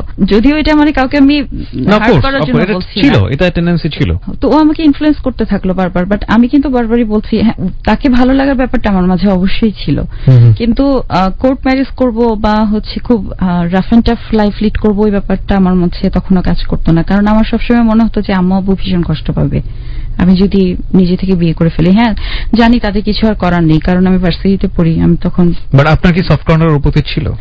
ছিল, টু বি অনেস্ট ছিল। মানে তখন আপনি মন থেকে ওকে লাভ করেন? লাভ করি, বাট ও যেটা চাচ্ছে সেটা আমি করতে পারবো না। ঠিক আছে, একটা বাইন্ডিংস ছিল আপনার জায়গাতে, কিন্তু আপনি ওকে লাভ করতেন সেই সময়? লাভ করতাম, বাট মানে ওর চাওয়াটা আমার কাছে পসিবল ছিল না। That's why he is trying more, মানে বারবার নক করছে, রাইট। এবং যেহেতু তার জব ভালো, তার মানে আপনার এখন সে ঢাকাতে জব করছে, ভালো জব করছে, তার কাছে মনে হচ্ছিল যে আমরা বিয়েটা করে ফেলি, দেন ফ্যামিলি মতো। আর একটা ব্যাপার ওর মাঝে ছিল, ও কেন যেন বুঝতে চাইছিল না, মানে ও যেটা চাচ্ছে সেটাই এস্টাবলিশ করতে চাচ্ছে। আমি চাচ্ছিলাম যে ফ্যামিলিকে কনভিন্স করে ব্যাপারটা আসুক। তারপরে সে কনভিন্স হলো এবং ফ্যামিলিগতভাবে প্রস্তাব আসলো এবং আমার বাবা এক কথাতেই রিজেক্ট করলেন। প্রথম কথাই ছিল যে না, মানে আমাদের ফ্যামিলিতে আরেকটা ট্রেন্ড ছিল যে আপনার পড়াশোনার শেষের দিকে এসে মেয়েদের বিয়ে হবে, খুব আর্লি বিয়ে দিবে না। তো যাই হোক, আব্বু এক্সকিউজ দিয়ে আর রাগারাগিও কিছুটা হয়েছিল হয়তো, বা আমি জানি না, যেহেতু আমি ওখানে ছিলাম না। যিনি প্রস্তাব এনেছিলেন তাদেরকে সম্ভবত রুড কিছু বলেছিলেন, ওটা ক্যান্সেল হলো। তারপরে তারা হচ্ছে আমার নানার বাড়ি, যেহেতু আত্মীয়, নানার বাড়ির দিক দিয়ে আবার চেষ্টা করলো। তার মা বোন সবাই গেল আমার নানু বাড়িতে, ওখানে যে আবার তারা রিকোয়েস্ট করলো বিয়েটা দেওয়ার জন্য। এবং তারা বললো যে আমি যেহেতু তাকে ভালোবাসি, সে যেহেতু আমাকে ভালোবাসে, আমাদের দুজনের মাঝে অ্যাফেয়ার আছে, তো কেন বিয়েটা হবে না। তো তখন তো মোবাইলের যুগ নেই, মানে চিঠিতে সবকিছু লেখালেখি হচ্ছে। নানুরাও এইদিকে চিঠি লিখছেন আম্মু আব্বুকে, আম্মু আব্বু আমাকে ফোন করে ধরেন, মোটামুটি আব্বু তো ফোন করতো না, আব্বু এই বিষয়ে কখনো কোনো কথা বলেনি আমার সাথে। আম্মু দেখা যেত আমাকে ফোন করে বকা দিচ্ছে, আমারও খুব তখন খারাপ লাগতো যে কি ব্যাপার, আমি তো জিনিসটাতে ইনভলভ না, আমাকে কেন বকছে। তো একটা গ্যাপ তৈরি হওয়া শুরু হলো বাবা মার সাথে। আচ্ছা, যে মানে মনে হচ্ছে যে তারা আমাকে বুঝতে পারছে না, এরকম একটা গ্যাপ। মানে আমি বাবা মার জন্য ভালো চাচ্ছি, তারপর আমি তাদের কাছ থেকে গালমন্দ শুনছি। এর মাঝে একটা ব্যাপার হলো, আমি তখন খুলনা থেকে চিটাগং যাব, তো ও আমাকে বললো কি ওর সাথে জার্নি করার জন্য। তখন ও গেছে আর কি, গেছে তো ও ব্যাক করবে, আমাকে বললো যে তুমি ঢাকা পর্যন্ত চলো, দেন ওখান থেকে হচ্ছে আবার চিটাগং এ গাড়িতে উঠে যাবে। তো আমি ওর সাথে জার্নি করলাম, আপনার নাইটে উঠলাম, সকালে এসে ঢাকা পৌঁছালাম। ওর বোনের বাসায় আবার নিয়ে গেল আমাকে, ওর বোনের সাথে দেখা করালো, যেহেতু সেও আমার রিলেটিভ, তাদেরকে তখন আমি চিনি। দেখা করলাম, দেখা করার পর দুপুরের ভাতটা খেয়ে আমি আবার বাসে উঠে চিটাগং এ রওনা দিলাম। যাওয়ার পরে আমাকে আম্মু জিজ্ঞেস করলো যে তুমি কার সাথে আসলে। আমি বললাম যেটা সত্যি সেটা, আমি আসলে কেন যেন সত্যটাই বললাম, মানে আমি গোপন করিনি। তখন বাসায় খুব চিল্লাচিল্লি শুরু হলো। আব্বু মোটামুটি একটা পর্যায়ে, মানে আব্বু রাগারাগি করতো না, আব্বু জাস্ট আম্মুকে বললো যে মেয়ে হচ্ছে রাতে ওই ছেলের সাথে জার্নি করতে পারে সে এর চেয়েও ডেঞ্জারাস কিছু করে ফেলতে পারবে। সো ওকে হচ্ছে তুমি বলো যে ও কি চায়, মানে বেশ এক্সট্রিম কথাবার্তা হয়ে গেল আমাদের ভিতরে। তো একটা পর্যায়ে আব্বু আমাকে বললো যে তুমি হচ্ছে যদি ওর ব্যাপারে সিরিয়াস হও তাহলে আমাদেরকে কিন্তু তোমার ছেড়ে চলে যেতে হবে। তো আমারও তখন মানে আমি কোনো ইয়েস নো না বলেও কিন্তু আমার মধ্যে একটা জেদ সবসময় ছিল, সেটা নেগেটিভ হোক পজিটিভ হোক, জেদ করে পড়াশোনা করতাম বা জেদ করে সবকিছু করতাম, এক ধরনের ব্যাপার ছিল। আর আব্বু ভয় বলাতে আমার খুব খারাপ লাগলো, কারণ আব্বু কখনো কিন্তু আমাদেরকে হার্ট করে কথা বলে নাই। আমরা ভয় পেতাম সেটা অন্য জিনিস, বাট হার্ট করে নাই। দেন ওরা এরপরে করলো কি, ওই সাইডে আমি পরে জেনেছি যে আমার দাদাবাড়িতে এবার আমার দাদির কাছে গেল, দাদি ফুপু ওদের কাছে গেল এই বিষয়টা নিয়ে। হ্যাঁ এই বিষয়টা নিয়ে। এবং তখন হচ্ছে নানা ভাইও গেলেন, তারপরে হচ্ছে সবাই মিলে গার্জিয়ানরা মিলে বসলো যে ওদের এই জিনিসটাকে দেখা দরকার। আমার খেয়াল আছে নানা ভাই তখন আমার সামনে বললেন আমার মাকে যে কানের পানি কানে থাকতে শুকায় যাওয়া ভালো, না হলে এই জিনিসটা আরো অন্যদিকে টার্ন নিবে, দেখা যাবে যে ওরা কোন এক্সট্রিম কিছু করে ফেলবে। সেটা তো মুস্তাহিদ বারবার আপনাকে বলতোই। তখন আমার কাছে ব্যাপারগুলো মানে খুব খারাপ লাগলো যে আমার রিলেটিভরা আমাকে বুঝতে পারছে না, কারণ আমি তো অলরেডি এরকম অফার পেয়েও বারবার তাকে রিফিউজ করছি। মানে আমি তো জানি আমি তো আপনার সঙ্গে সেই মোমেন্টে কেউ ফ্রেন্ডলি কোনো টক করেনি, আপনার মাও করেনি না, তারা সবাই হচ্ছে তখন মানে ধরেই নিচ্ছে যে আমি একেবারে বকে গেছি। তারপরে সবচেয়ে এক্সট্রিম যেটা হলো যে আমার মা বাবা মানে আমার গার্জিয়ানরা কমপ্লেন করছে যে আমি অলরেডি বিয়ে করে ফেলেছি। ঠিক আছে, এটা ওরা বলেছে, এসে বিয়ের প্রস্তাবটা দিয়েছে এবং বলেছে যে ওরা যথেষ্ট ডিপ রিলেশনে আছে এবং তারা বিয়ে করে ফেলেছে। বাট আমি কিন্তু তখনও বিয়ে করি নাই, কিন্তু আমার কথাটা কেউ বিশ্বাস করলো না। তারপরে ওর সাথে আমাকে দেখা করানো হলো। আমি বললাম ঠিক আছে তাহলে সামনাসামনি কথা হবে, সামনাসামনি দেখা করি, দেখা করাও, আমি সামনাসামনি বলি আমি বিয়ে করি নাই। তারপরে একটা অ্যারেঞ্জমেন্টের মতো হলো যে সবাই মিলে বসবে, সবার সাথে দেখা হবে, কথাবার্তা হবে এবং এটা একটা মানে আইদার পজিটিভ নতুবা একবারে শেষ, কারণ জিনিসটা ততদিনে অনেক ছড়ানো হয়ে গেছে। এরপরে যেটা হলো যে সামনাসামনি দেখা করানো হলো, তো আমি ওকে সরাসরি জিজ্ঞেস করলাম, তো বলছে না আমি এরকম কিছু বলিনি। তখন হচ্ছে আবার ওইদিকে আরেকটা কর্নারে যে আমাকে খুব রিকোয়েস্ট করে বললো যে দেখো তুমি বিয়েতে রাজি হয়ে যাও, আমি তোমাকে ছাড়া থাকতে পারবো না, আর এই সুযোগটা আর হবে না। মানে এইভাবে সবাইকে নিয়ে রাজি করানো আমার একটা উইকনেস ছিল তার প্রতি অবশ্যই। আর তখন হচ্ছে আমার ফ্যামিলিও আমার সাথে ফ্রেন্ডলি না। দেন হচ্ছে আমি কেন যেন ওকে ডিফিউজ করতে পারলাম না। আমি আমার বড় বোন দুলাভাই এসেছিল জাপান থেকে, ওদের সামনে আমি ভাইয়াকে আর আপুকে বললাম যে আমি ওকে বিয়ে করব, তোমরা বিয়ের জন্য প্রিপারেশন নাও, মানে আমি ওর সাথে থাকবো, যেভাবেই হোক যেমন করে হোক তোমরা বিয়ের প্রিপারেশন নাও। এবং ওরা মেন্টালি প্রিপেয়ার ছিল, ওরা তখন আমাকে আংটি পরিয়ে দিল। এবং মানে আপনার শ্বশুর বাড়ির লোকরা, বাবু শ্বশুর বাড়ির লোকরা, তারা মানে এখন আমি যখন চিন্তা করি তখন বুঝি যে ওরা কিন্তু অলরেডি প্রিপারেশন নিয়ে এসেছিল। ওকে, মানে they were confident, of course, কারণ ওদের কাছে এনগেজমেন্ট রিং ছিল তখন। বাট আমাদের কাছে কিন্তু যে আমার ফ্যামিলি প্রিপারেশন নিয়ে গেছে যে আজকে এটা শেষ করে একবারে উঠে চলে আসবো, ব্যাপার নিয়ে আর আমাদের ফ্যামিলিগতভাবে কোনো কথাবার্তা হবে না। তারপরে 1 মাস পরে প্রিপারেশন নিয়ে আমার বিয়ে হয়ে গেল। মানে আপনার এবং এটার মাঝে একটা কথা ছিল, আমার ফ্যামিলিকে কিন্তু ওরা এইভাবে বলেছিল যে আমার পড়াশোনাটা ওরা কমপ্লিট করাবে, এগুলো নিয়ে কোনো ডাউট রাখতে না। দেন 1 মাস পরে বিয়ে হয়ে গেল। আপনি তখন কোন ইয়ারে? আমি তখন ফার্স্ট ইয়ার ফাইনাল দিয়ে ফেলেছি। ফার্স্ট ইয়ার ফাইনাল দিচ্ছেন ইংলিশে? ওকে, দিব, বাট দেওয়া কিন্তু হয়নি তখন আমার। দেন বিয়ে হলো, বিয়ের পরে আব্বু মতো চলে গেল চিটাগাঙে। আব্বুর খুব মেজর একটা অ্যাক্সিডেন্ট হলো। আব্বুর হচ্ছে রোড অ্যাক্সিডেন্ট হলো একটা, সম্ভবত উনি আনকনসিয়াস ছিলেন এবং ওনার রিবের 9টা হাড় ভেঙে গেল। তো তারপরেও সবকিছু স্বাভাবিক হয়ে আসলো। আমি আমার সংসার জীবনে ঢুকে গেলাম, বগুড়াতে থাকা শুরু করলাম। বগুড়াতে থাকা শুরু করলেন মানে ছেলের বাড়ি যেহেতু বগুড়া ছিল, ও তো জব করতো ঢাকায়, মানে বিয়ের পরে শুরু আর কি। আমাকে যেদিন নিয়ে গেল ওরা বিয়ের প্রথম দিন, সেদিন আপনার রাতে দেখি ভীষণ চিল্লাচিল্লি শুরু হয়ে গেল বাসায়। ওর আত্মীয়রা এসে মানে আমার ফ্যামিলিকে নিয়ে তুলকালাম চিল্লাচিল্লি করছে যে ওরা কি মনে করে, কেন হচ্ছে এরকম করলো, এই সেই। তখন আমি খুব শকড হলাম যে মানে আমি কিন্তু এরকম চিন্তা করিনি যে এরকম হবে, কারণ বিয়ের কথা যেদিন হচ্ছিল সেদিন কিন্তু তারা খুব পোলাইট, ভীষণ পোলাইট, কিন্তু ঠিক যেদিন আমাকে বিয়ে করে বাসায় নিয়ে যাওয়া হলো সেদিন হচ্ছে ঠিক অপোজিট। মানে বাসায় সবাই আসলো এবং সে প্রত্যেকেই মানে হচ্ছে আমার ফ্যামিলিকে যাচ্ছে তাই বলে গালিগালাজ করা শুরু করলো।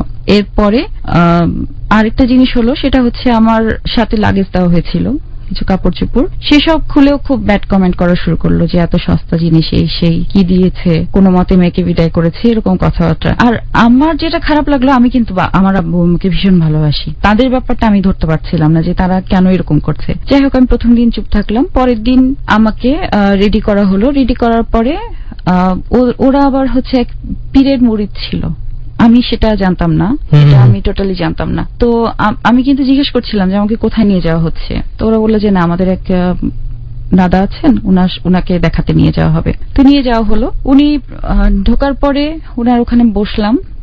উনি ওখানকার বেশি রিনাউন্ড পীর ছিলেন। ওটা হচ্ছে বগুড়ার পাহাড়পুর আছে না, পাহাড়পুরে নিয়ে যাওয়া হলো।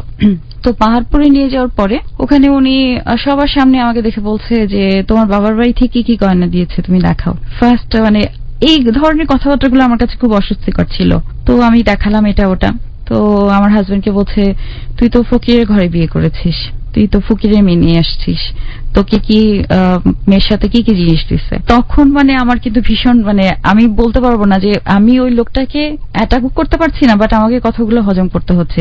এবং সে কিন্তু তার সামনে অনেকগুলো মানুষও বসা, তাদের সবার সামনে কিন্তু কথাগুলো বলছে যে খাবার দাবার দেয়নি, জিনিসপত্র দেয়নি, এরকম মেয়েকে কেন বিয়ে করলি। এরপরে হাজবেন্ড কি বলছিল, মুস্তাহিদ কি বলছিল? সে চুপ, কারণ হচ্ছে ওনার সামনে ওরা কেউ কোনো কথা বলে না, মানে পীরের সামনে তারা কোনো কথা বলে না। হ্যাঁ, এবং উনি যেটা বলবে সেটাই হবে।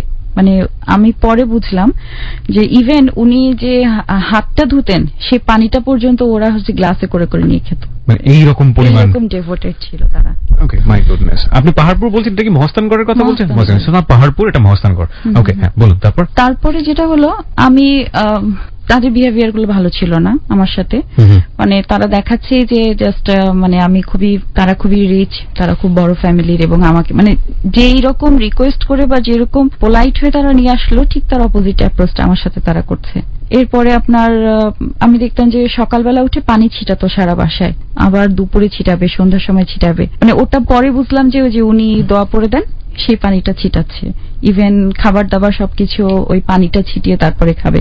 মানে এক ধরনের কেউ যদি ব্ল্যাক ম্যাজিক করে বা কিছু করে, এই ধরনের একটা টেনশনও তাদের মধ্যে কাজ করতো। এটার পেছনে কারণ কি ছিল? তারা কি অনেক বেশি ধন সম্পদশালী ছিল? ধন সম্পদশালী ছিল, আর একটা কারণ ছিল ওই পীরের প্র্যাকটিসটা ছিল এটা। তাদের মুরিদরা এরকম, পীরের মুরিদরা অনেকে উদ্ভট কিছু কাজ করে থাকেন। এরকম উদ্ভট কিছু পীরও আছেন এই ব্যাপারে, আসলে যারা সচেতন তারা নিশ্চয়ই জানেন। যাই হোক, হ্যাঁ বলুন। তারপর এরপরে আপনার এমনিতে তো আমার ফ্যামিলি থেকে ফার্নিচার দেয়নি, এটা দেয়নি, ওটা দেয়নি, এগুলো নিয়ে তো কথাবার্তা চলছেই। এর মাঝে আমি ঢাকায় চলে আসলাম। তো এগুলো নিয়ে আপনি জিজ্ঞেস করলেন না আপনার হাজবেন্ডকে যে এগুলো কেন হচ্ছে, তোমার এখানে স্টেপটা কি? না, সেও একই কথা বলেছে যে মানে কেন আমার ফ্যামিলি রাজি হলো না, প্রথমে কেন দিল না, আমি এমন কি বড় ফ্যামিলির মেয়ে যে যেটার জন্য তাদেরকে এত কাঠখড় পোড়াতে হলো। তো বলছে যে তোমার বাবা ইঞ্জিনিয়ার হলে তো আমিও ইঞ্জিনিয়ার, তো তোমার বাবাকে এবার আমি দেখাবো যে মেয়ে ফিরে গেলে সেই ইঞ্জিনিয়ারের প্রেস্টিজ কোথায় থাকে। মানে সে প্রথম থেকেই কিন্তু আমাকে এরকম করে যখন কথা বললো, ইভেন বিয়ের 5 দিনের দিন মানে কথা বাড়তে বাড়তে সে আমার গায়ে হাতও তুললো বিয়ের 5th দিনে। এবং আমার কিন্তু কোনোদিন, আমি আমার ফাদার মাদারের সংসার জীবনে কখনো তাদের মধ্যে ইভেন ঝগড়াও দেখিনি। হয়তো হয়েছে, বাট আমাদের সামনে কোনোদিন দেখিনি, যার ফলে আমি এটাতে একেবারেই অভ্যস্ত ছিলাম না। আমার জন্য এটা রিয়েলি শকিং যে যার জন্য মানে আমি আমার পুরো ফ্যামিলির এগেনস্টে এসে বিয়ে করলাম, সে জাস্ট একটা রিভেন্সের জন্য আমাকে বিয়ে করলো, এবং সে পুরোপুরি তার ফ্যামিলির হয়ে কথা বলছে। এমনকি বিয়ের সময় আমার যে গয়নাগাটিগুলো ছিল ওগুলো নিয়ে পর্যন্ত তারা খুব ব্যাড কমেন্ট করলো যে সস্তা গয়না। হ্যাঁ, আমার ফাদারের হয়তো এর চেয়ে বেশি অ্যাবিলিটি ছিল না, কারণ উনি অনেস্ট ছিলেন। তারপরে রিলেটিভরা এরকম কথা বললো যে হ্যাঁ, যতটা শুনলাম সেরকম তো কিছুই তারা না, জিনিসপত্র দেখে তো মনে হচ্ছে যে খুব নর্মাল, মানে মাকাল ফল এটা সেটা, এরকম কথা বলা শুরু করলো। তো ঢাকায় চলে আসলাম, কিন্তু মানে ততদিনে আমি মোটামুটি বুঝতে পেরে গেছি যে আমি যেটা চিন্তা করছি সেটার অপোজিটে কিছু একটা হচ্ছে। মানে যেটা চিন্তা করে সংসারটা শুরু করেছি ওটার সাথে কোনোভাবে ম্যাচ করছে না। কিন্তু আবার বাবা মার কাছে ফিরেও যাওয়া যাবে না, একটা প্রেস্টিজ যে আমি অবশেষে তো একটা কিছু করে ফেলেছি। এরপরে ঢাকায় আসলাম। ঢাকায় আসার পরে যেটা মেইন সমস্যা শুরু হলো সেটা হচ্ছে আমি যখন ভার্সিটিতে যাবো, আমাকে ভার্সিটিতে যেতে দেওয়া হলো না। ঢাকায় কোথায় আসলেন? ওর বোনের সাথেও একটা, মানে উপরে আমরা থাকতাম, নিচে হচ্ছে ওর বোন বাসা মিরপুরে, ওখানে এসে উঠলাম। তো তারপরে ওখানেও ফার্নিচার নেই, বাসায় সেরকম জিনিসপত্র নেই। সবাই মোটামুটি বোনও মাঝে মাঝে বলছে যে হ্যাঁ তোমার শ্বশুরবাড়ি থেকে কিছু কেন দিল না, আমাকেও বলছে যে তুমি চাও, তা আমি বলছি না, আমি কখনোই যাবো না, এটা আমি কেন চাবো, আমি তো একটা স্টাবলিশ ছেলে দেখে এসেছি, তুমি তো বিয়ের আগে এটা বলো নাই। আমার কথা এটাই ছিল। আমার কথা যে আমি ওকে ইভেন এভাবে বলেছি যে দেখো গ্রামে যখন বিয়ে হয় ডিমান্ড একদম ফিক্সড করে বিয়ে হয় যে 50,000 টাকা দিবে তাহলে বিয়ে হবে বা 10,000 টাকা দিয়ে বিয়ে হবে। তুমি আমাকে এরকম বলনি কেন? তুমি আমাকে বলতাম তাহলে আমি অন্য ডিসিশন নিতাম। আমার কথা এটাই ছিল। এরপরে আপনার যেটাই হোক টর্চার দিনকে দিন বাড়তে থাকলো। আর সবচেয়ে বেশি দুঃখজনক যেটা হলো, আমি যখন পড়তে যেতে চাইলাম তখন সে সাথে সাথে আমাকে একটা অ্যান্সারই দিল যে তোমার হাজবেন্ড কয়টা লাগবে, তুমি কি নতুন করে হাজবেন্ড ধরার জন্য ইউনিভার্সিটিতে যাবা? Very very upset. অথচ এই মানুষটাই কিন্তু এই মানে সাপোর্টটা আমাকে দিবে বলেই আমাকে বিয়ে করলো। বাট এখন তার কাছে মনে হচ্ছে যে এটা মানে আমার আর কোনো দরকার নেই। তার কারণটা কি, যে শুধুমাত্র মানে আমি কেন সে বলার সাথে সাথে রাজি হলাম না বা আমার ফ্যামিলি কেন রাজি হলো না, আমরা এমন কি জিনিস। তারপর এরপরে আমি আসলে যেহেতু সে অ্যালাউ করছে না, আমি আমার ফ্যামিলির সাথেও তো যে ওটা বলতে পারছি না। আলটিমেটলি এরকম করে সংসার কন্টিনিউ করতে থাকলাম। ধরেন প্রতিটা ব্যাপারে বেশ আন্ডারস্টিমেট করা হতো আমাকে। টর্চার তো মাঝে মাঝে হতোই, দেখা যেত যে আমি তর্ক করতে গেলেই সমস্যা, হয়তো চুপ করে থাকলে বলতো কথা বলছি না কেন, বা কথা বললে বলতো কেন কথার উত্তর দিলাম, এরকম করতে করতে আমার একটা সেমিস্টার মিস হয়ে গেল। ফার্স্ট ইয়ার তো ফাইনাল দেওয়া হলো না, দ্বিতীয়ত ফার্স্ট ইয়ার ফাইনাল না দেওয়ার কারণে সেকেন্ড ইয়ারে ওঠা হলো না। তারপরে একটা সময় সে আমাকে বলল যে তোমার ইউনিভার্সিটির ভর্তিটা ক্যান্সেল করে আসো, এবং সে আমাকে নিজেই নিয়ে গেল খুলনা ইউনিভার্সিটিতে। কি চাচ্ছিল সে? ঢাকাতে ভর্তি করবে। তো আমি গেলাম, কারণ তখন আসলে আমার আর কিছু করার ছিল না, কারণ ভার্সিটিতে অলরেডি আমার ব্যাচমেটরা আমার সিনিয়র হয়ে গেছে। প্লাস ওখানে আমি নিজেও বুঝে গেছি যে ওখানে যে পড়া আমার পক্ষে সম্ভব না, কারণ তারা এটা অ্যালাউ করবে না। তারপরে আমি আমার অ্যাডমিশন ক্যান্সেল করলাম এবং আমার সার্টিফিকেটগুলো তুলে ফেলার পরে ঢাকায় চলে আসলাম আবার। এবং আম্মুরা যখন জানলেন ব্যাপারটা তারা ভীষণ শকড হলেন, কারণ তারা প্রথম থেকে আমার সাথে যতবারই মোবাইলে কথা হতো ততদিনে তো মোবাইল চলে এসছে, আম্মুর সাথে কথা হতো, তো দেখা যেত ওরা কেউ না কেউ সামনে বসে আছে। মানে আমি বাড়তি কোনো কথা যে বলবো ওটা আমার পক্ষে সম্ভব হতো না, যে আমি প্রবলেমে আছি বা সমস্যা হচ্ছে। আর আমিও বলতে চাইতাম না, কারণ আমার কাছে তখনও এক ধরনের আশা ছিল যে হয়তো ঠিক হয়ে যাবে, হয়তো ব্যাপারটাকে সেটেল করে ফেলতে পারবো। কারণ আমার কাছে খুব খারাপ লাগতো যে আমি আমার ফ্যামিলিকে মানে এত কষ্ট দিয়ে চলে আসলাম এখানে, এখন আমি তাদেরকে আবার কিভাবে বলি ওই ব্যাপারটা। তো এর মাঝে কথা হতো, আম্মুর সাথে আমার কথা হতো, কিন্তু ওই যে লিমিটেড কথা। এবং আম্মু বারবারই আমাকে একটা কথা বলতো যে তুমি পড়াটা কমপ্লিট করো, তুমি কেন পড়া ছেড়ে দিচ্ছ। আমি আম্মুকে ওই জিনিসটা বলতেও পারতাম না যে আমি এই কারণে ছেড়ে দিচ্ছি, কারণ বলতে গেলেই তো সব ব্যাপারগুলো চলে আসবে, আর ওটা আমি বলতেও পারবো না, স্কোপটাও ছিল না। এরপরে আপনার কিন্তু ফ্যামিলি কিন্তু বুঝতে পারছে যে অবশ্যই পজিটিভ কিছু হচ্ছে না। এর মাঝে একবার দুবার দেখা হয়েছে আম্মুর সাথে, আম্মু আমাকে আমার হাতে বা হচ্ছে কথা বলতে যে আপনার হাতে দাগ দেখে বলছে এটা দাগ কিসের, মানে মেরেছে যে কালো হয়ে আছে ওটা। তো আমি আম্মুকে বলছি আম্মু বাচ্চাদের সাথে খেলা করছিলাম, নাড়ি দিয়ে বাড়ি লেগেছে, কালো হয়ে আছে। কিন্তু সে তো মা, সে কিন্তু ঠিকই মার্ক করছে যে কিছু একটা প্রবলেম হচ্ছে। এরপরে যাই হোক এইভাবে ধরেন মোটামুটি সময় ভালোই চলে গেল, 1 বছরের কাছাকাছি চলে গেল। আমি এখানে এসে তারপরে একটা কলেজে ডিগ্রিতে ভর্তি হলাম, নর্মাল ডিগ্রিতে ভর্তি হলাম, কিন্তু সেখানে ওরা আমাকে ক্লাস করতে যেতে দেয় না, রিক্সা ভাড়া চাইলে রিক্সা ভাড়া দেয় না, কলেজের ফি দেয় না, মানে কি যে অবস্থা। ইভেন ঢাকাতে ইভেন বললে বলে যে না তুমি তোমার বাবা মার কাছ থেকে নিয়ে আসো, এটা তো তোমার বাবা মার দায়িত্ব। মানে আমি বুঝাতে পারবো না তখন যে আমি খালি রাত জেগে মানে রাত্রে জেগে অনেক সময় বসে থেকে মানে মানুষটার মুখে দিকে তাকিয়ে চিন্তা করতাম যে আমি কিভাবে মানুষটাকে ছেড়ে চলে যাব বা আমি কি করব, আমি ডিসিশন নিতে পারতাম না। এমনও অনেক সময় গেছে আমাকে বাহিরে রেখে দরজা লাগিয়ে ঘুমিয়ে গেছে, আমি সারা রাত বাহিরে, জাস্ট এটা যে টর্চার করা। বা আমার সামনে মানে আস্তে আস্তে টর্চারের লেভেলটা বাড়তে থাকলো। আমার সামনে দেখা যেত ওরা খাওয়া দাওয়া করে ফেলছে, তারপরে খাবারগুলো ফেলে দিচ্ছে, বাট আমাকে খেতে দিবে না। কারণ হচ্ছে আমি কেন চলে যাচ্ছি না, আমাকে ওরা ডিভোর্স দিয়ে দিবে।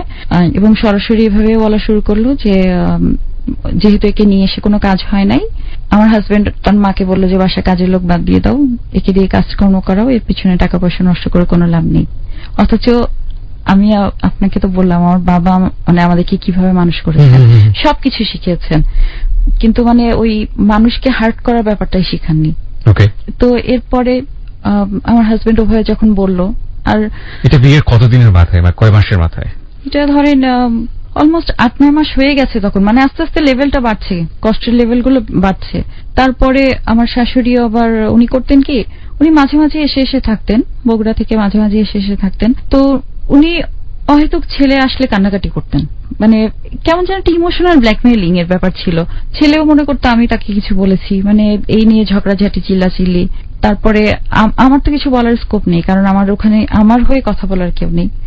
এরপরে উনি আবার মাঝে মাঝে মানে ছেলেকে আরো মানে রাগাতেন, খেপিয়ে দিতেন এটা ওটা বলে। তখন হচ্ছে এরকম একদিন মারতে মারতে আমার ঠোঁট কেটে রক্ত বের হয়ে গেল ওনার সামনে। তো পরে আমি দেখছি ওরা কেউ আমাকে হেল্প করছে না। পরে ওই অবস্থায় পরে আমি আমার শাশুড়িকে বললাম যে আপনার সামনে আপনার ছেলে আমাকে মারলো, আপনি কিছু বলেন না, আজকে যদি আমি আপনার মেয়ে হতাম। মিশাদা বলছে আমার মেয়ে তো খালি হাতে বাবার বাড়ি থেকে আসে নাই, খালি হাতে যারা বাবার বাড়ি থেকে আসে তাদেরকে এরকমই করতে হয়। বললেন যে তোমার দেনমোহরণে 2 লাখ টাকা ধরা হয়েছে, তোমার মা বাবা তো চালাক দেখে 2 লাখ টাকা দেনমোহরণা ধরছে, আমার ছেলে ইঞ্জিনিয়ার আর তুমি একটা নর্মাল ইন্টারমিডিয়েট পাস মেয়ে, তোমার 2 লাখ টাকা কি 15,000 টাকা দেনমোহরণা হয় না? তখন আসলে মানে ওই কথাগুলো না আমার কাছে এখনো স্পষ্ট এবং একেবারে লাইভ, কারণ কথাগুলো আমার মানে মনে হতো যে না আমি তো নিজেই নিজেকে এতটা নিচে নামিয়ে ফেলেছি। কারণ আজকে যে আমার কোয়ালিফিকেশন, আমি জাস্ট ইন্টারমিডিয়েট পাস, এটার কারণ হচ্ছে আমি নিজেই দায়ী। এরকম হতে হতে হতে হতে আপনার একটা পর্যায়ে যেয়ে মাকে আমি বললাম যে মা আমাকে কিছু টাকা দাও, আমি পড়াশোনা করব, তুমি আমার জন্য কিছু টাকা পাঠাও। মাও বুঝতে পেরেছিলেন যে ওটা সমস্যাটা কোন জায়গায় হচ্ছে। তো উনি আমার জন্য একটা ব্যাংক অ্যাকাউন্ট খুলতে বললেন আমার হাজবেন্ডকে খুলতে বলে তারপরে একটা ব্যাংক অ্যাকাউন্ট খুললো। আমি সেখানে আম্মু আমাকে 1 লাখ টাকা পাঠালো। 1 লাখ টাকা পাঠানোর পরে ওরা প্রথম ফেজেই 80,000 টাকা তুলে ফেললো। 80,000 টাকা তুলে, এবং ওখানে একটা সিস্টেম ছিল 10,000 উপরে তুলতে গেলে অ্যাকাউন্ট হোল্ডারকে যেতে হয়। তা আমি সাথে গেলাম, আমার শাশুড়ি সাথে গেল। টাকাটা উনি তুলে ওনার ব্যাগে করে নিয়ে আসলেন। তারপরে ঘরের ফার্নিচার এটা সেটা এগুলো সব কিনে ফেললেন। আমার পড়াশোনা কিন্তু খরচ থাকলো না। এরকম হয়? মানে আমার না এই প্রশ্নটা নিজের মন থেকেই চলে আসলো, যে কারণে করে ফেললাম। নিশ্চয়ই হচ্ছে ভয়াবহ কিছু হয়, কিন্তু আমার ব্যক্তিগত জায়গা থেকে মনে হচ্ছে আসলে কি এরকম হয়, মানে হাউ ইট ইজ পসিবল?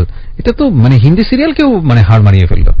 বলুন তারপরে আপনার 20,000 টাকা থাকলো, সেটা দিয়ে আবার পরের ফেজে 8,000 টাকা 12,000 টাকা তুললো। তারপরের ফেজে 7,500 তুলে ফেললো, মানে শেষ। 500 টাকা রাখতে হয়। হ্যাঁ, 1 লাখ টাকা শেষ। অথচ আমার পড়াশোনা কিছুই হলো না। 3 মাস 4 মাসের আপনার টিউশন ফি বাদ পড়ে গেল, যা 200 টাকা করে মাসে, সেটাই দিতে পারছি না। এরপরে যেটা হলো যে একদিন ওরকম টিউশন ফি দিচ্ছে না দেখে আমি আমার হাজবেন্ডকে খুব কান্নাকাটি করে বললাম যে তুমি কেন দিচ্ছ না আমার টিউশন ফি? আমি আমার পড়ার নেশাটা ছাড়তে পারলাম না। ওই ব্যাপারটা কিন্তু মাথা থেকে যাচ্ছে না। সবকিছু চলছে, সবকিছু মেনে নিতে পারছি, কিন্তু মনে হচ্ছে যে না, পড়াটা ছাড়তে পারবো না। তারপরে সে 500 টাকা দিয়ে খুব গালাগালি করে চলে গেল। আমারও খুব খারাপ লাগলো, মানে সে খুব স্ল্যাংলি বললো যে মানে আজে বাজে কাজ করে টাকা পয়সা জোগাড় করা, আমি দিতে পারবো না, সেই এরকম। একটা জিনিস এখানে একটু বলি প্রিয় শ্রোতা, আপনাদের সবাইকে আমরা নোট করছি, উনি খুব পরিশীলিতভাবে বলার চেষ্টা করছেন হাজব্যান্ড অ্যান্ড ওয়াইফের এই ধরনের কনভারসেশন, যে বাজে ভাবে রোজগার কর, এটা খুব পরিশীলিত পর্যায়ে থাকে না যখন রাগারাগি হয়ে যায়। আপনারা নিজের জায়গাটা থেকে একটু বুঝে নেওয়ার চেষ্টা করবেন যে এটা আসলে কত এক্সট্রিম লেভেলের ব্যাড রিলেশনশিপে চলে গিয়েছে। শুধু এই মেয়েটা মুভ করতে পারছে না বা সেকেন্ড থট দিতে পারছে না, এই কারণে 2-3টা রিজন। একটা হচ্ছে যে সে তখন হয়তো ভাবছে যে ঠিক হয়ে যাবে, রিকভারি করবে, এবং আরেকটা বিষয় তার কিন্তু ফ্যামিলি থেকে সে কিন্তু খুব ভালোভাবে বিদায় হয়নি, সে নিজের ইচ্ছাতেই আজকে এই ধরনের একটা সম্পর্ক বেছে নিয়েছে। সুতরাং তার জায়গাটা থেকে, এবং সে ওয়েল এডুকেটেড না, সে সময় সে তার পড়াশোনা করার কথা, সেই জায়গাটা থেকে সে খুব ইজি না। আমার তো মনে হয় সামনে এমন একটা শক্ত দেয়াল যেটাকে ভেঙে সামনের দিকে এগিয়ে যাওয়া তার জন্য খুবই খুবই খুবই দুঃসাধ্য। But this is a ultimate turning point of her life, এবং এই জায়গাটাই হচ্ছে আমাদের আজকের জীবনের গল্প, যেটা মূলত। বলুন তারপরে আমি কলেজে গেলাম, হেঁটে গেলাম, আবার হেঁটে চলে আসলাম, কাছাকাছি ছিল ওয়াকিং ডিস্টেন্স। এরপরে আমাকে মানে আমার হাজবেন্ড বলছে যে 500 টাকাটা কোথায়, ওটা খুঁজে পাচ্ছি না। আমি বললাম আমি তো ওটা নিয়ে যাইনি, আমি দেখে গেছি। সে 500 টাকার জন্য আমাকে মোটামুটি ওরা সবাই মিলে চাপাচাপি শুরু করলো যে আমি 500 টাকা চুরি করেছি। আমার ইভেন এভাবে বলছে যে আমার ফ্যামিলিতে পাঠিয়েছি, মানে খুবই অস্বস্তিকর ব্যাপার, যেখানে কিনা তাদের ফ্যামিলিতেও 500 টাকা কোনো বড় ব্যাপার না, আমার ফ্যামিলিতেও 500 টাকা অত বড়। একদমই মাইন্ডসেট।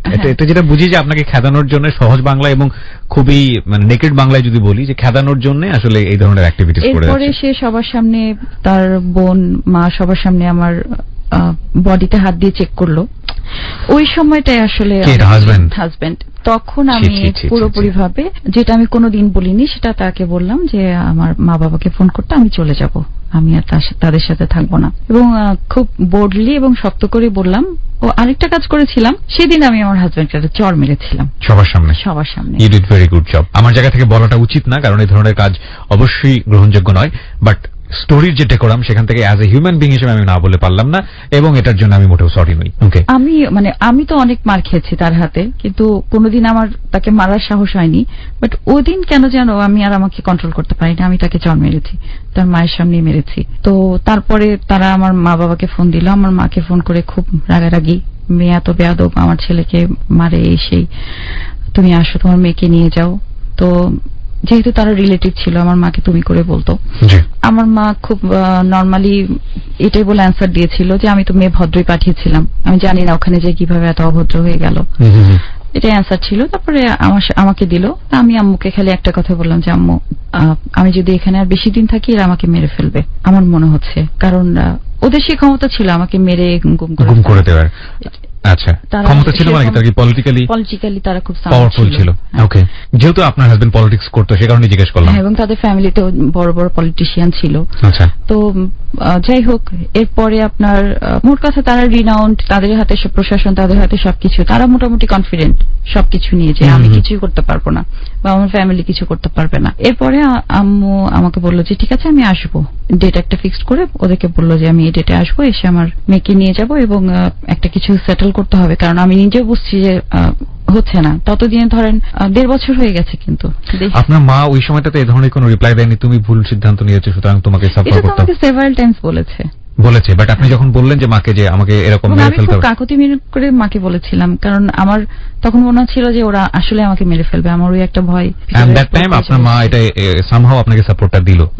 ওকে, দেওয়ার পরে আম্মু স্পেসিফাইড দিন যেটা ফিক্সড করা ছিল সেই দিনে আসার কথা, আমি সেটাকে চড় মেরেছিলাম, সেটার বিনিময়ে তো আমি অনেক মারও খেলাম। বুঝতে পেরেছি, খুব স্বাভাবিক সেখানে সেই পরিস্থিতিতে। আমার তো তখন মুখে গায়ে অনেক দাগও হয়ে গেছে, এবং আমাকে অ্যাটাক গুলো না তারা সবসময় মুখে করতো, গালে আপনার একদম খামচি দাগ দিয়ে দিত। আমি জানি না, তারা আসলে এটাই হয়তো চাইতো না যে আমাকে যেটা ওয়ার্ড লাগে বা আমি খুব একটা কখন মনে হয় পুলিশের কাছে চলে যাই, সাহসটা হয়নি। একবার হয়েছিল, কিন্তু সেটা ওরা সেটেল করে ফেলেছিল। একবার যেহেতু পলিটিক্যালি সাউন্ড তারা, এবং যেহেতু বগুড়ার কথা আপনি বলছেন, তার সামহাউ তারা ম্যানেজ করে ফেলতে পারবে থানাকে। জি, ওকে, ওই ব্যাপারটা ছিল। তারপরে আম্মু আসলো ওদিন। তার আগে আমি মোটামুটি ব্যাগটা গুছিয়ে ফেলেছি। আমার অর্নামেন্টস তো আমার শাশুড়ির কাছে বগুড়াতে, তো ওগুলো তো নিইনি। আমি জাস্ট আমার যেগুলো বাসার থেকে কাপড় চোপড় ছিল আমার নিয়ে যেতে হবে, ওগুলো। কোন ধরনের বাদানুবাদ হলো কি আপনার মার সামনে? না, ওটা আসছি। তারপরে আমি জাস্ট আমার মতো করে প্যাকিং করে ফেললাম। তারপরে আসার পরে আমার মা খুব নর্মাল চুপচাপ বসে আছে। আমাকে দেখে উনি সিঁড়িতেই, আমি নিচে গেলাম, আমি 5 তলায় থাকতাম, আমি নিচে গেলাম কলার সার্কেল খুলতে। দেখে এসে আমাকে বলছে যে তোমার ভাগ্যে এটাই ছিল, তুমি এটা ডিজার্ভ করো, দেখো তুমি তোমাকে কোথা থেকে কোথায় নিয়ে আসলা। তো বলে সে তার চোখে পানি আসলো, সে চোখের পানিটা মুছে উপরে উঠে গেল। সে আমাকে ধরে যে হাওয়া করে কাঁদা বা কিছু ওরকম কিছু না, আমিও চুপচাপ তার সাথে উঠলাম। ওঠার পরে আমার হাজবেন্ড তখন অফিসে, আমার শাশুড়ি বাসায়, আর আমার ননদ তখন পোলাও কোরমা রান্না করছেন, আমার মা আসবেন, ভীষণ সেলিব্রেশনের একটা ব্যাপার আর কি এরকম।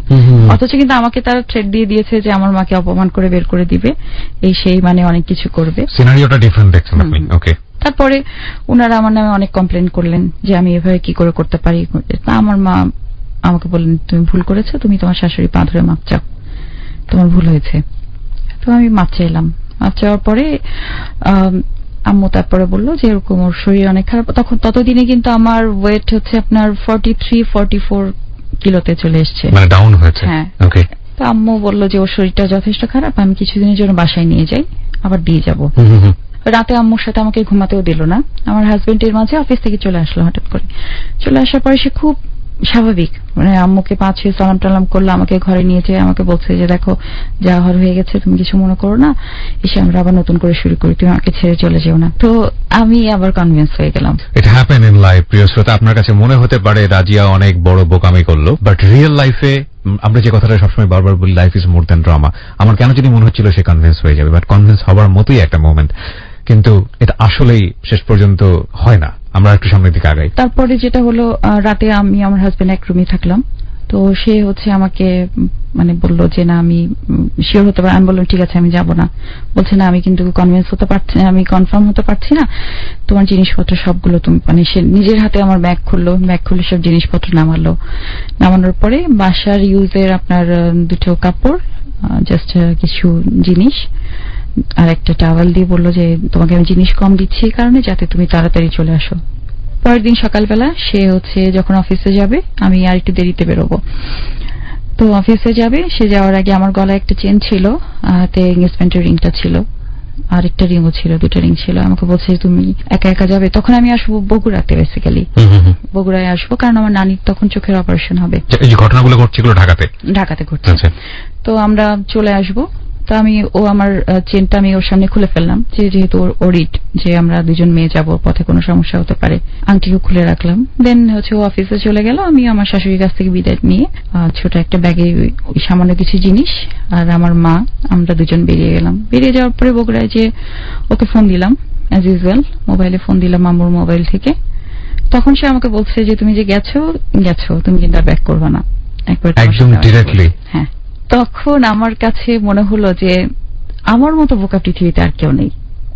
আর মনে হলো যে সে কতটা মানে গরিব হলে মনের দিক থেকে সে জাস্ট হ্যাঁ, সে যদি আমাকে বলতো, যদি সে নিজে থেকেও বলতো যে তুমি খুলে রেখে যাও, আমি কিন্তু সত্যি খুলে রেখে। এই নাটকটা করার প্রয়োজনটা কি ছিল না, জাস্ট মানে আমি যাতে কোনো সিক্রেট না করি বা আমি যাতে সামাজিকভাবে তাকে কোনো রকম ঝামেলা না করতে পারি। না, কিন্তু সেই সময়টা যদি আপনি ওই সময়টা আপনি যদি থেকে যেতেন ওর বাসাতে, তাহলেও কি করতো? আমাকে তো সে বের করেই ফেলবে। আমাকে রাখা তো তার জন্য লস। কারণ হচ্ছে আমি মানে একটা জায়গায় আমার খুব মানে কেমন জানি মনে হচ্ছে, লাইক একটা যেটা হচ্ছে আপনাকে বাসা থেকে বের করবেই, তো এই সময়টা যদি যে আপনার সঙ্গে খুব ভালো ব্যবহার করে, আপনি তো যেহেতু স্ট্যান্ডটা চেঞ্জ করে ফেললেন মনের দিক থেকে, তো আপনি যখন যদি সিদ্ধান্ত নিতেন যে আপনি থেকে যাবেন, মাকে একা একা বিদায় করে দেবেন। না, সেটা তো সে করে নাই, কারণ সে তো নিজেই আমার কাপড় চোপড় গুছিয়ে দিল যে তুমি 2-3 দিনের জন্য ঘুরে আসো। ও ফাইন, ওকে। তারপরে তখন আমি একেবারে মানসিকভাবে মানে প্রিপারেশন নিয়ে ফেললাম যে না, আমি ডিভোর্স দিব তাকে। মানে সে মাকে বললেন, মোমেন্টটা বললেন যে মাকে এই কথা বলেছে? হ্যাঁ, মাকে বললাম এবং বললাম যে এরকম ব্যাপার, আমি ডিভোর্স দিয়ে দিতে চাই। কারণ আমার কাছে বিয়ে কত বছর পর সিদ্ধান্ত নিলেন? 1 বছর 8 মাস। ওকে। তখন মা খালি বললেন যে তুমি ফিরলা কিন্তু অনেক দেরি করে ফিরলা, এবং এই লসটা তোমার কভার করতে আসলেও পারবা কিনা তুমি দেখো। 2 বছরে আপনার তখন এডুকেশন বলতে আপনার খুলনা বিশ্ববিদ্যালয়ে চলে গেছে, ডিগ্রিতে ভর্তি হয়েছিলেন, ওটাও নড়বড়ে অবস্থা। ওটাও নড়বড়ে, ওখানে তো যাই নাই, শুধু জাস্ট সার্টিফিকেট গুলো জমা। ভর্তির সময় but you are taking very rough decision for your life, very rough decision.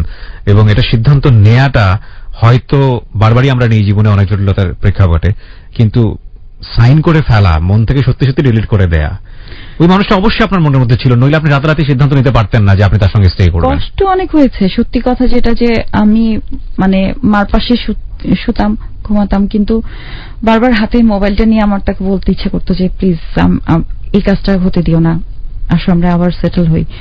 মানে এটা আসলে এত ইজি ছিল না। তারপরে যেটা হলো যে ফ্যামিলিগতভাবে একটা কম্প্রোমাইজে আপনার ডিভোর্সের কথাটা আসলো যে হ্যাঁ, ম্যাজিস্ট্রেটের সামনে জাস্ট সিগনেচার করে ডিভোর্স হবে, কম্প্রোমাইজ ডিভোর্স হবে।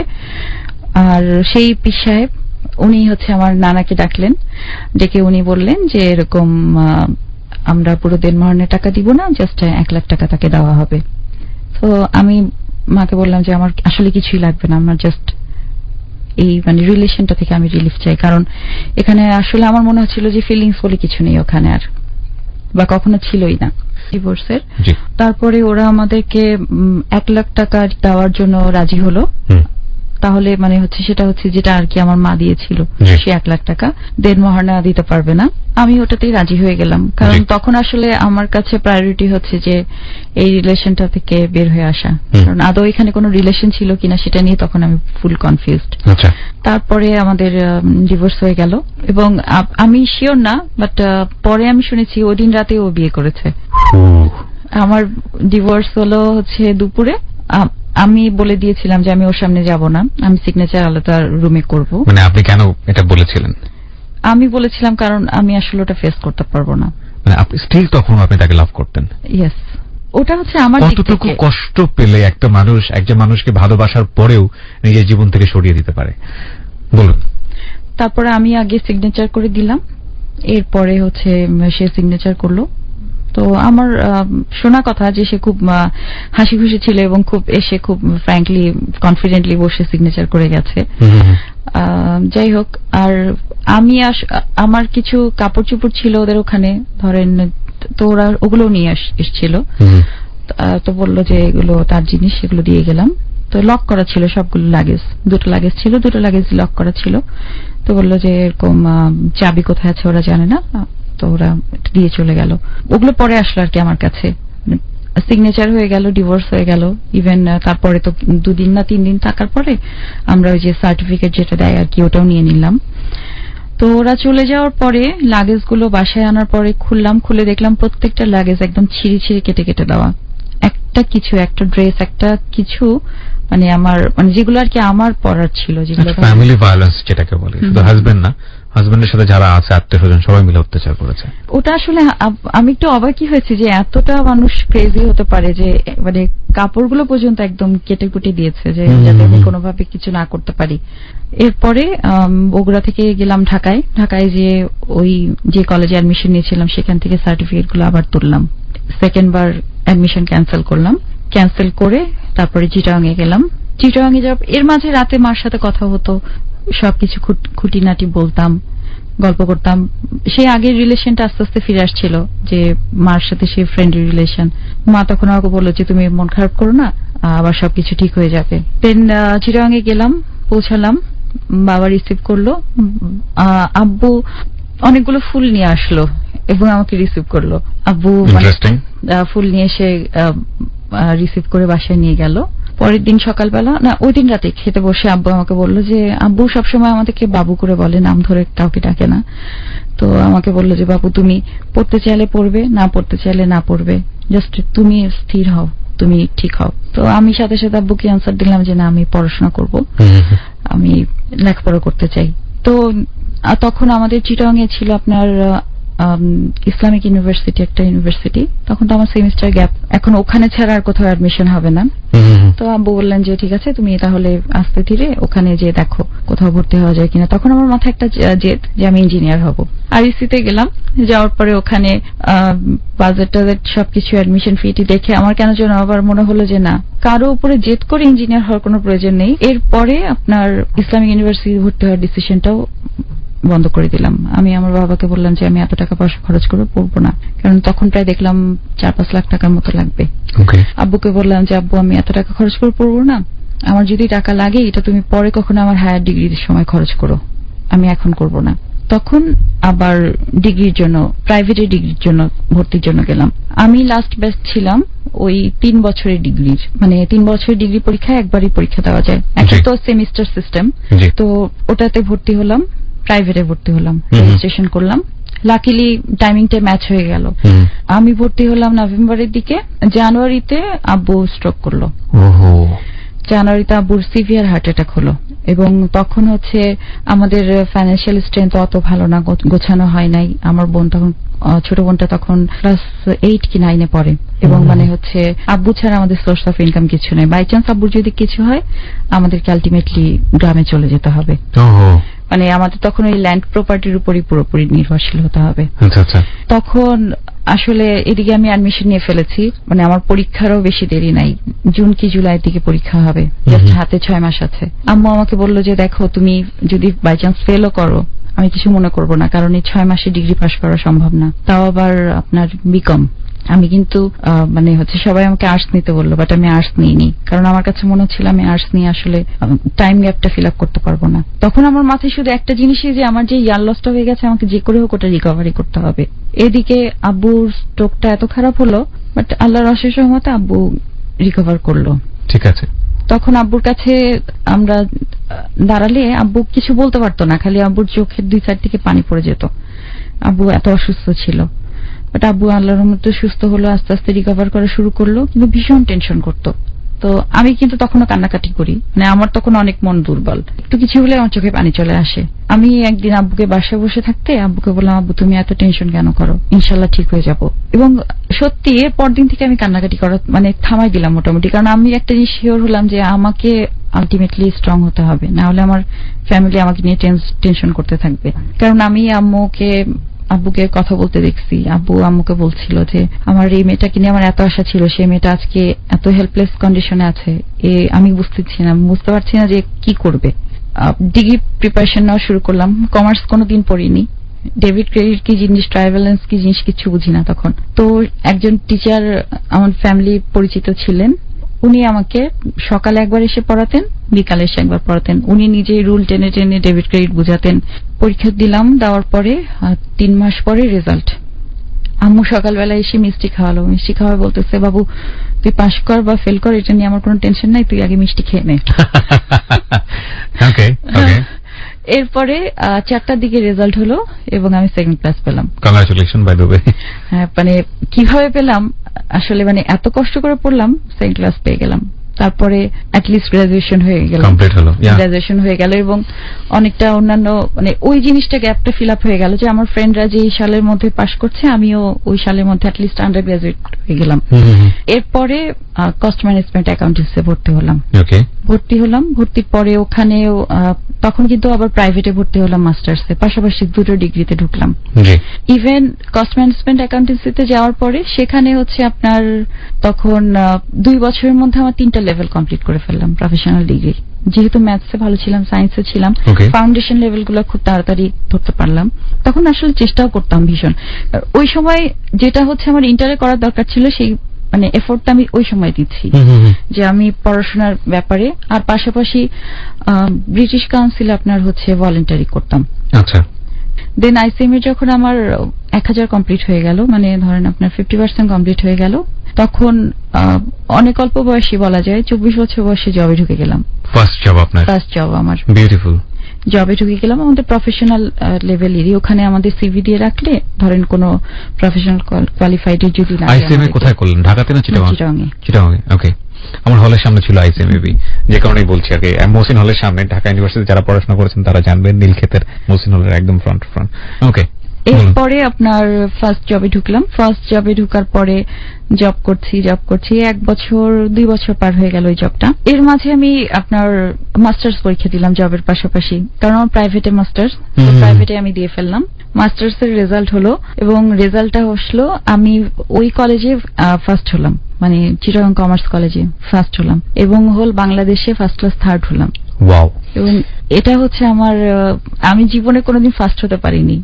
আমার মানে টপ 10-এ থাকতাম কিন্তু কোনোদিন ফার্স্ট হতে পারিনি। ওই অ্যাচিভমেন্ট তখন আমার মনে হলো যে আমি ইন্টারমিডিয়েটে যে ভুলটা করেছিলাম সেটার মনে হয় আমি অবশেষে রিটার্নটা পেলাম, যে আমার হাতে মানে আমার ভিতরে যে কোনো কোয়ালিটি আছে বা আমি যে চাইলে কিছু করতে পারি সেটা আমি প্রুভ করতে পারলাম। দেন যেহেতু রেজাল্ট ভালো, প্লাস আমার ওয়ার্কিং এক্সপিরিয়েন্স হয়ে গেছে 2 বছরে, আমি গভর্নমেন্ট একটা অর্গানাইজেশনের জন্য অ্যাপ্লাই করলাম।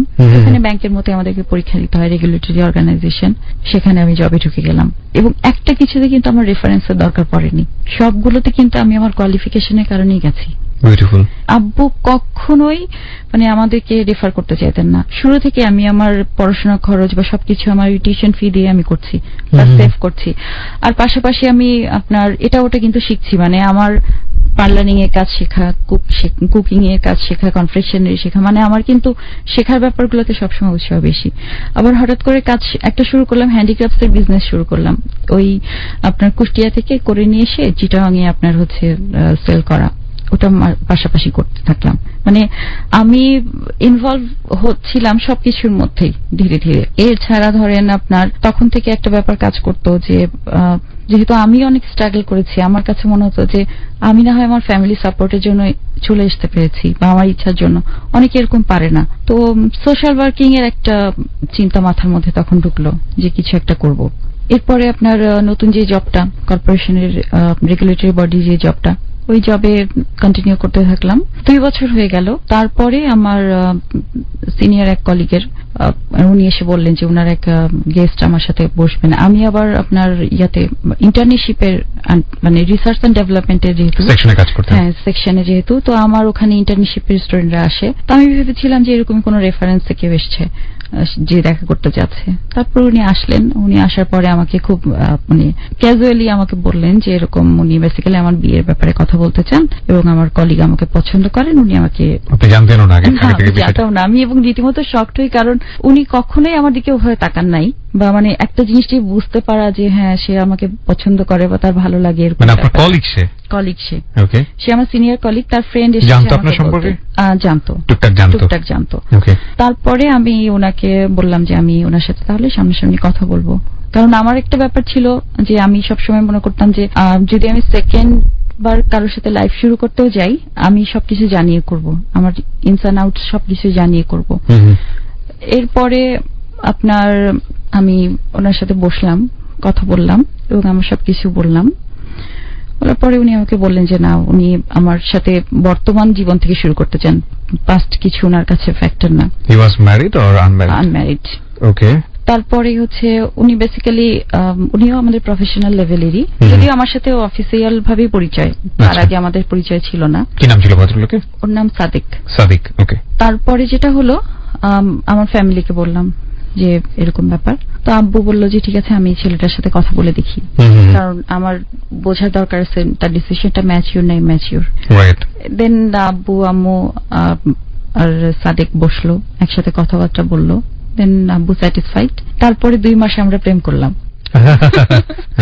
মানে ফ্যামিলির সম্মতিক্রমে আমরা দুজন ঘুরলাম ফিরলাম, বোঝার চেষ্টা করলাম এবং এই সময়টা ছিল আসলে রিয়েল লাভ। মানে আমি ফিল করলাম যে লাভ ব্যাপারটা মানে ঘুরতে ফিরতে কথা বলতে কত ভালো লাগে বা কি কি ফিল হয়। কত বছর বয়সে সেটা আসলো? এটা আসলো 28 এ। সো 28 এ গিয়ে আপনি বুঝতে পারলেন real love. 16 is not a perfect age to understand what is love. এটা তো প্রুভ হলো অন্তত, মানে একজন তো সার্বজনীন না অফকোর্স, বাট তার জন্য এটা। ওকে, যাই হোক। তারপরে আমাদের আগের দিন আব্বু আমাকে মানে বললেন যে তুমি তো কালকে থেকে ম্যারিড হয়ে যাবে, সো আজকের দিনটা তুমি আর সাদেক বাহিরে নাস্তা করো, বাহিরে ঘুরো, মজা করো। বাহ, বিউটিফুল। তার ফ্যামিলির সঙ্গে কি যোগাযোগ করা? হ্যাঁ, আমি তাকে বলেছিলাম এই ব্যাপারটা। তো সে বলল যে তার মাকে সে বলেছে, তার বাবা বেঁচে ছিল না, তো মাকে সে বলেছে, আর তার ফ্যামিলির অন্য কাউকে সে মনে করছে না বলার, কারণ তার একটা বোন একটা ভাই, তার মা জানে ব্যাপারটা এবং উনি অ্যাকসেপ্ট করে নিয়েছেন। তারপরে অফিসিয়ালি আমাদের ধরেন আমরা শিওর হলাম যে আমরা অফিসিয়ালি বিয়ে করতে পারবো কিনা, কারণ কিছু ডেকোরাম থাকে, ওটাও কনফার্ম হলাম যে না এদিকেও কোনো সমস্যা নেই। দেন আমাদের বিয়ে হয়ে গেল, আমাদের সংসার জীবন শুরু হলো। এবং ওখানে যাওয়ার পরে আমি একটা জিনিস দেখলাম যে আমার শাশুড়ি উনি ব্যাপারটা খুব স্বাভাবিকভাবে নিলেন, মানে এটা নিয়ে ওনার মাঝে কোনো রকম হেজিটেশন নাই। এবং আমার হাজবেন্ড সে আমাকে ফার্স্টের দিনই বলে দিল যে যদি তোমাকে কেউ কিছু জিজ্ঞাসা করে এই বিষয়ে তুমি জাস্ট বলবে যে যা বলার সাদেককে বলেন, আমি কিছু জানি না, আমি দেখব। এবং অনেস্টলি স্পিকিং সবাই কিন্তু জানে ব্যাপারটা, কিন্তু কেউ আমার সামনে কখনো আজ পর্যন্ত মানে ধরেন আমার কনজুগাল লাইফের এখন 5 বছর চলছে, কিন্তু কারো মাঝে এই ব্যাপারটা নেই যে এটা নিয়ে আমাকে কষ্ট দিয়ে কথা বলবে বা কিউরিসিটি নিয়ে কিছু জিজ্ঞাসা করবে, এরকম ব্যাপারটা নেই তাদের কাছে। এটা ঠিক আমি যেরকম আমার লাইফে একটা অ্যাক্সিডেন্ট মনে করি, তারাও এটা অ্যাক্সিডেন্ট মনে করে এবং আমাকে তারা উল্টা সম্মান দেয়। আমার হাজবেন্ডকে আমি যখন বিয়ের পর একবার জিজ্ঞেস করেছিলাম যে তুমি আমাকে কেন বিয়ে করলে, মানে এই কোশ্চেনটা আমার খুব মাথায় কাজ করতো যে আমাকে কেন বিয়ে করলো এত কিছু রেখে। তো আমাকে শুধু অ্যান্সার দিয়েছিল, দেখো আমার কাছে মনে হয়েছে যে তুমি অনেক ম্যাচিউর এবং তুমি জানো লাইফে কি করে সেটেল ডাউন হতে হয়। সো ওর একটা ব্যাপার আছে, ও ভীষণ বই পড়ে খুব। আমি আমার হাজবেন্ডের একটা ব্যাপার দেখেছি, ও রিচ মাইন্ডেড, ব্যাড এক্সপিরিয়েন্স নেই। ইনফ্যাক্ট ও আসলে আমি জানি না, আমিও কখনো জিজ্ঞাসা করিনি এরকম ব্যাপার, বাট আমার কাছে কখনো মনে হয়নি ওরকম ব্যাপার। তো যাই হোক, এরপরে যেটা হলো যে আমাদের সংসার তো সুন্দরভাবে শুরু হলো, আর আমাদের মাথায় ওই ব্যাপারগুলো কাজ করতে থাকলো যে আমরা সোশ্যাল ওয়ার্ক করবো, মানে যেটা আপনার চিন্তা ভাবনা এসেছিল। হ্যাঁ, এবং আমি দেখলাম তার মাথাতেও সেটা কাজ করছে যে সেও সোশ্যাল ওয়ার্কিং এর সাইডটাতে যেতে চায়। তো আমরা 5 জন ফ্রেন্ড মিলে আমরা হচ্ছে একটা অর্গানাইজেশন করলাম। কত সালে এটা করলাম হচ্ছে আপনার 2013-এ। কি মানে মোটোটা কি ছিল, নাম কি ছিল আমাদের হচ্ছে, আমরা অর্গানাইজেশনটার নাম দিলাম হচ্ছে বাংলা রুট, এবং এটার মোটোটা ছিল হচ্ছে জাস্ট সোশ্যাল সার্ভিস। এটা এনজিও হবে, নন প্রফিটেবল অর্গানাইজেশন হবে, নন পলিটিক্যাল অর্গানাইজেশন হবে ডেফিনেটলি। এবং এখান থেকে আমরা ওমেন এম্পাওয়ারমেন্ট, চাইল্ড লেবার, তারপর এনভায়রনমেন্ট, এডুকেশন, পাবলিক হেলথ, এই সেক্টরগুলোতে কাজ করব। আর একটা বিষয় আমাদের সবার এগ্রি ছিলাম, আমরা মাইক্রো ফিন্যান্স নিয়ে আমরা কেউ কাজ করব না, টাকা পয়সার বিষয় থেকে দূরে থাকবো, ওটাতে আমরা করব না। ওই বিষয়টা আমরা খুব স্ট্রিক্ট ছিলাম। আমাদের প্রত্যেকের মেন্টালিটি সেম ছিল যে মাইক্রো ফিন্যান্সটা আসলে আমাদের কাছে মনে হচ্ছিল যে এটা পাবলিক সার্ভিসের ক্ষেত্রে উল্টা আরো হ্যাম্পার করবে। এটা আমাদের ওপিনিয়ন। এর মাঝে যেটা হলো 2012-এর লাস্টে আমি কনসিভ করলাম। আমাদের ফ্যামিলি বিয়ে হলো। আপনার বিয়ে কয় বছর পরে? বিয়ে হলো 2011-তে, মানে জাস্ট ইমিডিয়েট আফটার 1 ইয়ার আমি কনসিভ করলাম। কনসিভ করার পরে আমাদের ফার্স্ট বেবি, প্রথম থেকে কিছু কমপ্লিকেশন ছিল। আমি ধরেন চিটাগাং এর বেস্ট গাইনোকোলজিস্ট কি দিয়ে দেখাচ্ছিলাম, আমি ওনার নামটা মেনশন করছি না। তো উনি একজন ফুল প্রফেসর এবং ডিপার্টমেন্টাল হেড ছিলেন তখন। তো ওনার রেফারেন্সে ছিলাম, কিন্তু আমি স্যাটিসফাই হতে পারছিলাম না। কেন? উনি আমার কথা না আধা ঘন্টা, মানে 20 সেকেন্ডস উনি আমার কথা শুনতেন না, আমার প্রবলেমগুলো শুনতেন না। উনি জাস্ট প্রেসক্রাইব করে ছেড়ে দিতেন, বা জুনিয়র ডাক্তার দেখতো ছেড়ে দিত। মানে আলটিমেটলি আমার স্যাটিসফ্যাক্টরি লেভেলে যাচ্ছিল না।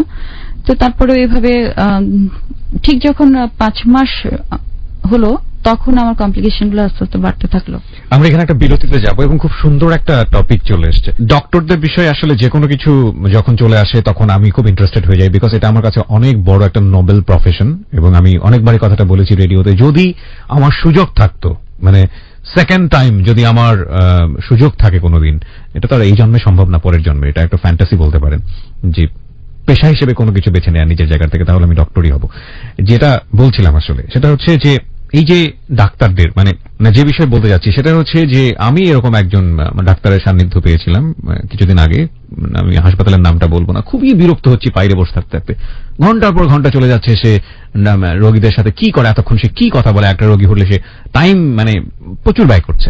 পরবর্তীতে আমি যখন ঢুকলাম আমার খুব কাছের একজন মানুষকে নিয়ে ওখানে, এবং সে খুব ছোট্ট একটা প্রেসক্রিপশন দিল, খুব ছোট্ট একটা প্রেসক্রিপশন, কিন্তু সে 10 থেকে 15 মিনিট আমাদের সাথে গল্প করলো, এবং সেটা রোগ রিলেটেডই গল্প, কিন্তু এত সুন্দর করে গল্প করলো যে ওইখানেই মনে হলো যে 80% সুস্থ হয়ে গেছে patient, which is really really important for the patient, যেটা হয়তো ডাক্তাররা, আমাদের দেশের অনেক ডাক্তাররাই করেন না। জি, আপনার একটা এনজিও দিলেন, তারপর এবং আপনি আপনার ফিজিক্যাল যে কমপ্লিকেশন গুলো কথা বলছিলেন। তারপরে তো কমপ্লিকেশন শুরু হলো 5 মাসে প্রেগন্যান্সি টাইমে। আমি ওনাকে বারবার কমপ্লেন করতে থাকলাম যে আমার প্রবলেম হচ্ছে, একটা স্পেসিফাইড প্রবলেম নিয়ে। দেন উনি প্রবলেমটা না শুনে আমাকে কিছু টেস্ট দিয়ে দিলেন 2 দিনের জন্য। টেস্টগুলো করে 2 দিন পরে ওনার কাছে যাওয়ার জন্য। ঠিক ওই 2 দিনের মধ্যেই আমি ওয়াশরুমে গেলাম, এবং ওয়াশরুমে যাওয়ার পরে যেটা হলো যে আমার মনে হলো যে কিছু একটা বেরিয়ে আসছে। তারপরে আমি তাড়াতাড়ি করে বিছানায় চলে গেলাম এবং হসপিটালাইজড হলাম, এবং ডাক্তাররা বলল যে আমার ইউট্রাসটা ওপেন হয়ে গেছে এবং বেবিটা বেরিয়ে এসছে। তখন আমার সেই ডাক্তার সে ছোটাছুটি করে আসলো। আসার পরে আমাকে ওটিতে নেওয়া হলো, সার্জারি করা হবে। যিনি আর কি আমাকে অ্যানেস্থেসিয়া করবেন, উনি তখনও ওনার মোবাইলে গল্প করছেন, এবং ওনার অন্য কোনো একটা হয়তো অ্যানেস্থেসিয়ার রেটিং নিয়ে উনি মানে কথা বলছেন, বার্গেন করছেন। অথচ এইদিকে কিন্তু উনি আমাকে ইনজেকশন দিবেন। আমি কিন্তু বুঝতে পারছি না আমার কি অসুখ হয়েছে বা আমার কি প্রবলেম হয়েছে। আমি আমাকে নিয়ে ওয়ারিড, এবং আমি আমার বাচ্চাকে নিয়ে ওয়ারিড। ডাক্তারদের উপরে মানুষ কেন রেগে যায়, কেন রেগে যাবে না, এটাই হচ্ছে কথা। আমি বলছি না বাংলাদেশের সব ডক্টরই এরকম, অনেক মহান মহান ডক্টর আছেন যারা সত্যি সত্যি অনুকরণীয়, অনুসরণীয়, কিন্তু এই ধরনের ডক্টর হলে তাদেরকে আসলে কি করতে ইচ্ছে করে আপনি চিন্তা করে দেখুন। বলুন। তারপরে যেটা হলো, সেই ডক্টর আমাকে কিছু না ইনফর্ম করে, আমি যতটুকু জানি যে আমার আগেও 1-2 বার অপারেশন হয়েছে, অ্যানেস্থেসিয়ার ডাক্তারদের কাউন্সেলিং করতে হয় পেশেন্টকে, বা 1-2টা নর্মাল কথা বলতে বলতে অ্যানেস্থেসিয়া করতে হয়। উনি যেটা করলেন, ওই বার্গেন করছেন মোবাইলে এবং আমাকে ইনজেকশন দিলেন। এবং আমি মানে ভীষণ ব্যথা পেলাম এবং সেন্সলেস হয়ে গেলাম। আমি কিন্তু জানিও না যে আমাকে কি করা হবে, কেন আনা হলো, বা ইনফর্ম করলো না। তারপরে যাই হোক, ওরা ইউট্রাসটার মুখটা সেলাই করে দেয় এবং আমাকে হচ্ছে কেবিনে শিফট করে। আমি পরে জ্ঞান আসার পরে আমি জানতে পারি। তা আমি জ্ঞান আসার পরে বারবার শুধু আমার হাজবেন্ডকে জিজ্ঞেস করছিলাম যে, কারণ আমার টেনশন ওটা যে বেবির কি অবস্থা। তো বলে যে না, তুমিও সুস্থ আছো, বাচ্চাও সুস্থ আছে, কিন্তু আমাদেরকে হসপিটালে থাকতে হবে। ওখানে আমি 22 দিন থাকি। জাস্ট আমাকে একদম স্ট্রেট শুইয়ে রাখবে, জাস্ট আমার স্যালাইন চলছে, অক্সিজেন চলছে, এদিকে হচ্ছে আপনার শুয়ে খেতে হচ্ছে, এবং আমি টোটালি বেড রোটেন, তখন আমাকে বেডেই সবকিছু করতে হচ্ছে। আলটিমেটলি ডাক্তার কল দিলেও 2 দিন 3 দিন পর ডাক্তার আসে, ডিউটি ডাক্তার আসে, বাট তারা কিন্তু আমাকে কিছু বলছে না, কিছুই বলছে না যে কি সমস্যা, কি ভালো। তারা শুধু বলছে যে ডেলিভারি পর্যন্ত এখানেই থাকতে হবে আমাকে, বাট কেন থাকতে হবে বা কি ধরনের প্রবলেম, বাট আমার প্রবলেমটা সলভ হচ্ছে না। যাই হোক, 22 দিন পরে আমার আবার যেটা হলো যে আবার স্টিচটা খুলে গেল, ওখানে ডাক্তার যে স্টিচটা করেছে ওটা খুলে গেছে কিছুটা, এবং যেটা হলো ওয়াটার ব্লক হলো। ওয়াটার ব্লক হওয়ার পরে এখন বেবিটা ড্রেনে এসে আছে 2 দিন ধরে। আমি কিন্তু বুঝতে পারছি আমার ভীষণ কষ্ট হচ্ছে, কারণ বাচ্চাটাও যেরকম নড়ছে চড়ছে, আমারও ব্যথা হচ্ছে পেটে প্রচন্ড। আমি 2 দিন ধরে ডাক্তারকে কল দিলাম, ডাক্তার আসলো না। 3rd দিনের দিন ডাক্তার যখন আসলো, উনি না, ওনার জুনিয়র একজন ডাক্তার আসলো, এসে চেক করে বলছে যে একে তাড়াতাড়ি ওটিতে নিয়ে যাও, এর কন্ডিশন ভালো না পেশেন্টের। আমার হাজবেন্ডকে বললো, সরি, আপনার ওয়াইফকে ইমিডিয়েটলি সার্জারি করতে হবে। অথচ দেখেন, মানে আমরা কিন্তু ওখানে নক করছি, আবার এমন না যে আমরা এডুকেটেড না, যে আমরা তাদের কথাটা বুঝবো না, বা এমনও না যে ডাক্তারের রেফারেন্স আমার নেই, আমার কিন্তু সব আছে, কিন্তু তারপরেও তাদের কত অবহেলা। আর ডিউটি ডাক্তার দিকে বললে তারা বলে যে আমরা ওনার ইনস্ট্রাকশন ছাড়া কিছু করতে পারবো না। তারাও একটা ক্ষেত্রে বাউন্ড, তারা কিছু করতে পারছে না। এরপরে আমার হচ্ছে ডাক্তাররা চেক করে দেখলো যে বেবি হচ্ছে পেটের মধ্যেই বাথরুম করে দিয়েছে, এবং সে কিন্তু 2 দিন ধরে কষ্ট পাচ্ছে পানি ছাড়া। আমার হাজবেন্ড ওকে হার্ট নাট বলতো, কারণ হচ্ছে ও আমার হাজবেন্ডের বিশ্বাস ছিল যে, ও বলতো যে তোমার মতো সাহসীও, মানে ও সহজে হেরে যাবে না। তারপরে ডাক্তার যেটা করলেন, আমাকে হচ্ছে এসে ওই সিনিয়র ডাক্তার যিনি আর কি স্টিচ করেছিলেন, উনি এসে আপনার স্টিচ কাটলেন, কিন্তু আমাকে কিন্তু বলছে না কি করবে, কি হবে, বা কেন এরকম করছে। আমি স্বাভাবিকভাবে কোঅপারেট করছি না, কারণ তখন কিন্তু আমাকে অ্যানেস্থেসিয়া করে নাই, অ্যানেস্থেসিয়া ছাড়া করছে। তারপরে ওটা করলেন, করে উনি ঘুমের ওষুধ দিয়ে চলে গেলেন। বাট আমার তখন পেটে প্রচন্ড ব্যথা, তখনও আছে ডেলিভারি পেইন তখন আমার, বাট উনি আমাকে ঘুমের ওষুধ দিয়ে চলে গেলেন, বাট আমি ঘুমাতে পারছি না।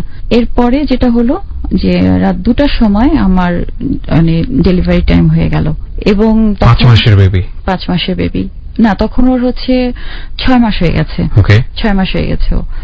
তো আপনার ডেলিভারি পেইন উঠে গেল।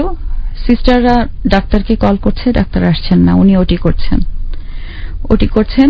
এদিকে আমার বেবি হচ্ছে প্রিম্যাচিওর, ওর হচ্ছে পুরো বডিটা বের হয়ে গেছে। ওকে জাস্ট করলো কি, ডিউটি ডাক্তার আসলো, ডিউটি ডাক্তার এসে আপনার হচ্ছে ট্রেতে রাখলো।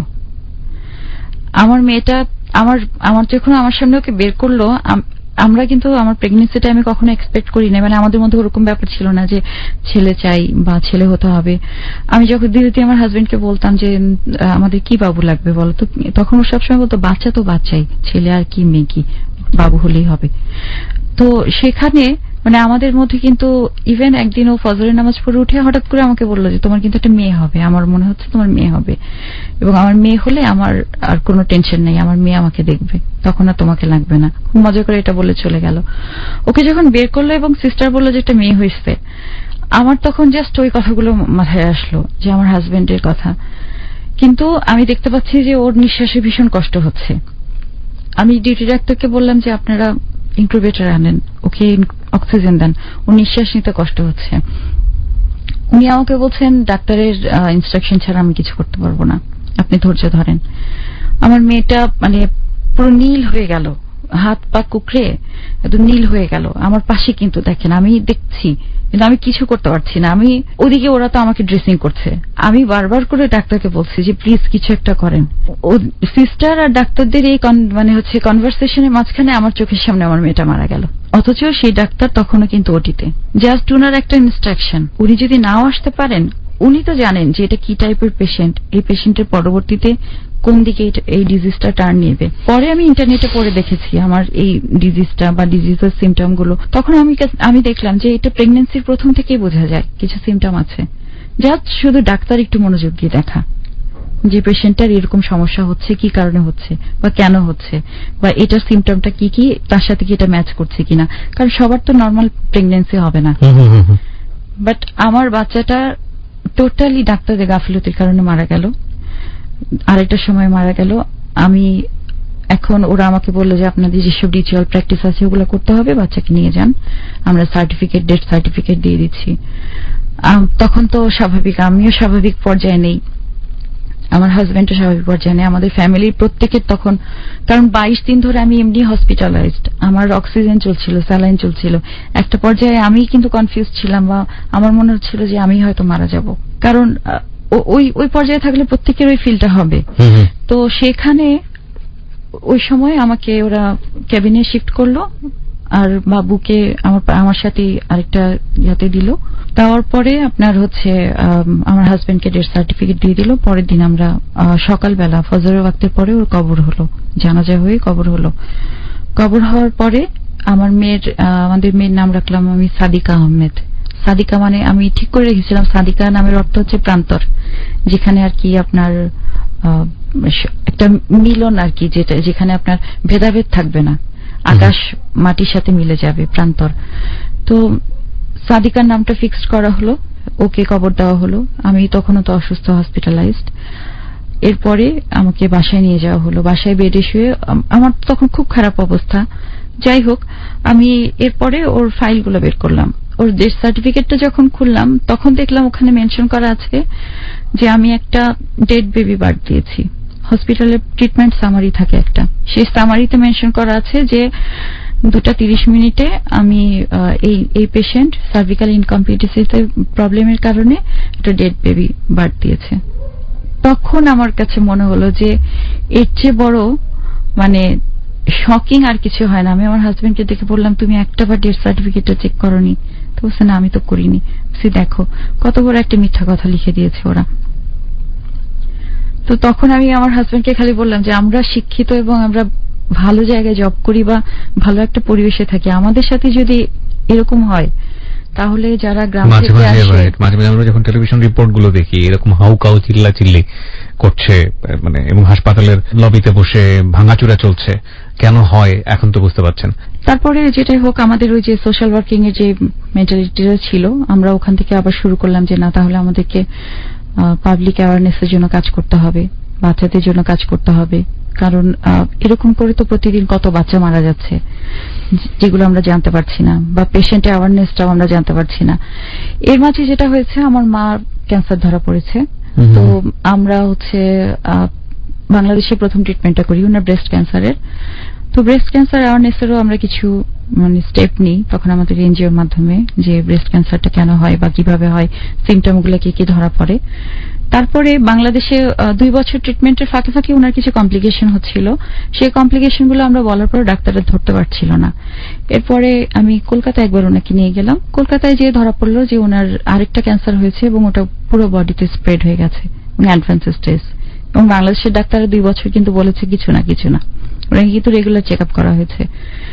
তারপরে আম্মু আমাকে বললো যে বাবু আমি আর বাঁচবো না, আমি এটা বুঝে গেছি, তুমি আর চেষ্টা করো না। আমি বলছি না, আমি শেষ চেষ্টাটা করতে চাই। আম্মুকে আমি নিয়ে গেলাম সিএমসিতে, ভ্যালোরে নিয়ে যাওয়ার পরে ওখানে 2 মাস রাখলাম।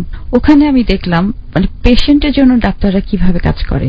সকাল 6টা থেকে শুরু করবে, ফুল টিম, কয়েকটা ডিপার্টমেন্ট মিলে, এবং আপনাকে ততক্ষণ পর্যন্ত ওরা বাঁচানোর চেষ্টা করবে যতক্ষণ পর্যন্ত শিওর না হবে যে না আর কিছু করার নেই, ততক্ষণ পর্যন্ত। এবং যে পেশেন্টকে বাংলাদেশে ডাক্তাররাও একসময় বলেছে যে হার্ডলি 2 মাস বাঁচবে, কলকাতার ডাক্তাররাও বলেছে সেই পেশেন্ট এখনো পর্যন্ত 3 বছর চলছে, বেঁচে আছে ওদের চেষ্টা। মাশাআল্লাহ, তাওয়াক্কাল তো আল্লাহ, আল্লাহ চাইলে সবকিছু সম্ভব। তো এইগুলো থেকে আসলে আমাদের বাংলা রুটটার কাজ শুরু করা, কারণ আমরা করতে চাই পাবলিক অ্যাওয়ারনেসটা কারণ আমরা যতক্ষণ পর্যন্ত আমাদের হেলথের জন্য সচেতন না হব, এরপরেও তো আপনি কনসেপ্ট করেছিলেন বোধহয়, তাই? হ্যাঁ, কনসেপ্ট করেছি, কিন্তু আপনার সেটা কমপ্লিকেশনের জন্য হয়নি। এখন রেজাল্টটা কি, মানে এখন আপনার জায়গা থেকে কি মানে সম্ভব? আসলে এটা টোটালি মিরাকল, সম্ভব মানে মেডিকেল সায়েন্স থেকে নট পসিবল, যদি হয় তাহলে মিরাকল হতে হবে। আপনার হাজবেন্ড বিষয়টাকে কিভাবে দেখে? ও খুব পজিটিভ, ও খুবই পজিটিভ এই বিষয়টাতে। কারণ ও আমাকে সবসময় বলে যে দেখো, লাইফের ব্যাপারটা এটাই না যে শুধু জন্মগ্রহণ করা, কারোর সাথে লাইফ সেটেল করা, দেন মানে বাচ্চার কনসেপ্ট করা, জন্ম দেওয়া, সেলফ কনসার্ন না হয়ে সবার জন্য চিন্তা করাটা সবাই পারে না। ও আমাকে ভীষণ কাউন্সিলিং করে এই বিষয়টাতে। Truly gentleman, I really salute you. আপনি অনুষ্ঠানটা যদি শুনে থাকেন, সেটা হচ্ছে আমরা এই যে লাখ লাখ শ্রোতা যারা শুনছি, তারা সবাই আপনার জন্য দোয়া করব, এবং এই দোয়া করব এই জন্যে যে ট্রুলি ম্যান বলতে যেটা আমরা বুঝি, সেই সেন্সটা যেন আপনার মতো অনেক মানুষের মধ্যেই আসে। কজ বাচ্চা হচ্ছে না, এটা আমাদের সোসাইটিতে ডিভোর্স হয়ে যাওয়ার জন্য এনাফ রিজন। এবং আপনি যেই ধরনের লাইফ থেকে এসছেন, আপনার পাস্ট লাইফ যদি বলি, সেখান থেকে এসে আপনার প্রেজেন্ট লাইফ পুরোপুরি তো একেবারেই উল্টে গেছে, তাই না? এবং এটা তো অবশ্যই আপনি একটা রিচুয়াল স্ট্যাটাস মেইনটেইন করেন, আপনাকে দেখে যেটা মনে হচ্ছে, আপনার ছবি বা দেখলেও সেটা মনে হয় এটা আপনার ফ্যামিলি থেকেই করা। অলওয়েজ আপনি সেটা করতেন খুব ছোটবেলা থেকে, এটা মেইনটেইন। আর বেশি শুরু করেছি আমার মেয়ে মারা যাওয়ার পর থেকে, কারণ ওর মারা যাওয়ার পর থেকে আমার কাছে মনে হয়েছে আসলে লাইফে সমীকরণটাই ওটা, যে আপনাকে একেবারে শূন্য হাতে ফিরে যেতে হবে। Now you are completely happy women, এবং আপনি আপনার জায়গা থেকে একটা এনজিও করছেন, সোশ্যাল ওয়ার্ক করছেন, জব করছেন, আপনার হাজবেন্ডও একই জব করছে। You guys earn lot of money, আলহামদুলিল্লাহ। এবং আপনাদের লাইফে এখন পিসফুল একটা এনভায়রনমেন্ট বিরাজ করছে, এবং আমরা পুরোপুরি আমাদের ইনকাম থেকে শুরু করে যতটুকু সম্ভব হয় আমরা পাবলিক, মানে এই আপনার ছোট বাচ্চাদের জন্য বা এই সোশ্যাল ওয়ার্ক গুলোর জন্য আমরা কন্ট্রিবিউট করি। ইভেন আমরা দুজন আমাদের সবকিছু কিন্তু এই অর্গানাইজেশনের জন্যই, মানে আমাদের অ্যাবসেন্সে পুরোটাই আমাদের অর্গানাইজেশনে থাকবে। আপনি কেন আপনার এই জীবনের গল্পটা আজকে এই হ্যালো 920 তে বলতে আসলেন? এটা যদি এক কথায় বলতে চাই, আসলে আমি মনে করি মানুষের হেরে যাওয়াটা হচ্ছে সবচেয়ে বড় পরাজয়, যে আপনি জীবনের কাছে হেরে গেলেন। আমি চাই না যে মানে যে পরিস্থিতি থাকুক না কেন, তাকে সার্ভাইভ করার চেষ্টা করতে হবে, এই কারণে আমার আশা। So this is the ultimate lesson of this story. আমরা এই জন্যই বলেছিলাম যে একটু মনোযোগ দিয়ে শুনুন। প্রিয় শ্রোতা, আমরা বারবারই একটা কথা বলি যে একটা জীবনের গল্প যদি আপনার জীবনের মোটোটাকে চেঞ্জ করতে পারে। আমরা জানি অনেক কষ্ট করে অনেক মানুষ এই অনুষ্ঠানটি শোনেন, গ্রামে গঞ্জে, শহরে, আনাচে কানাচে, বিভিন্ন জায়গায় অনুষ্ঠানটি অনেকে শোনেন। অনেকের জীবনেই বিভিন্ন রকমের কষ্ট আছে, কিন্তু শ্বাস যতক্ষণ আছে ততক্ষণ যুদ্ধ করে যেতে হবে, এটাই হচ্ছে জীবন। আর বাকিটুকু ওই যে উপরওয়ালার উপরে ছেড়ে দিন, তিনি নিশ্চয়ই আমাদেরকে দেখছেন।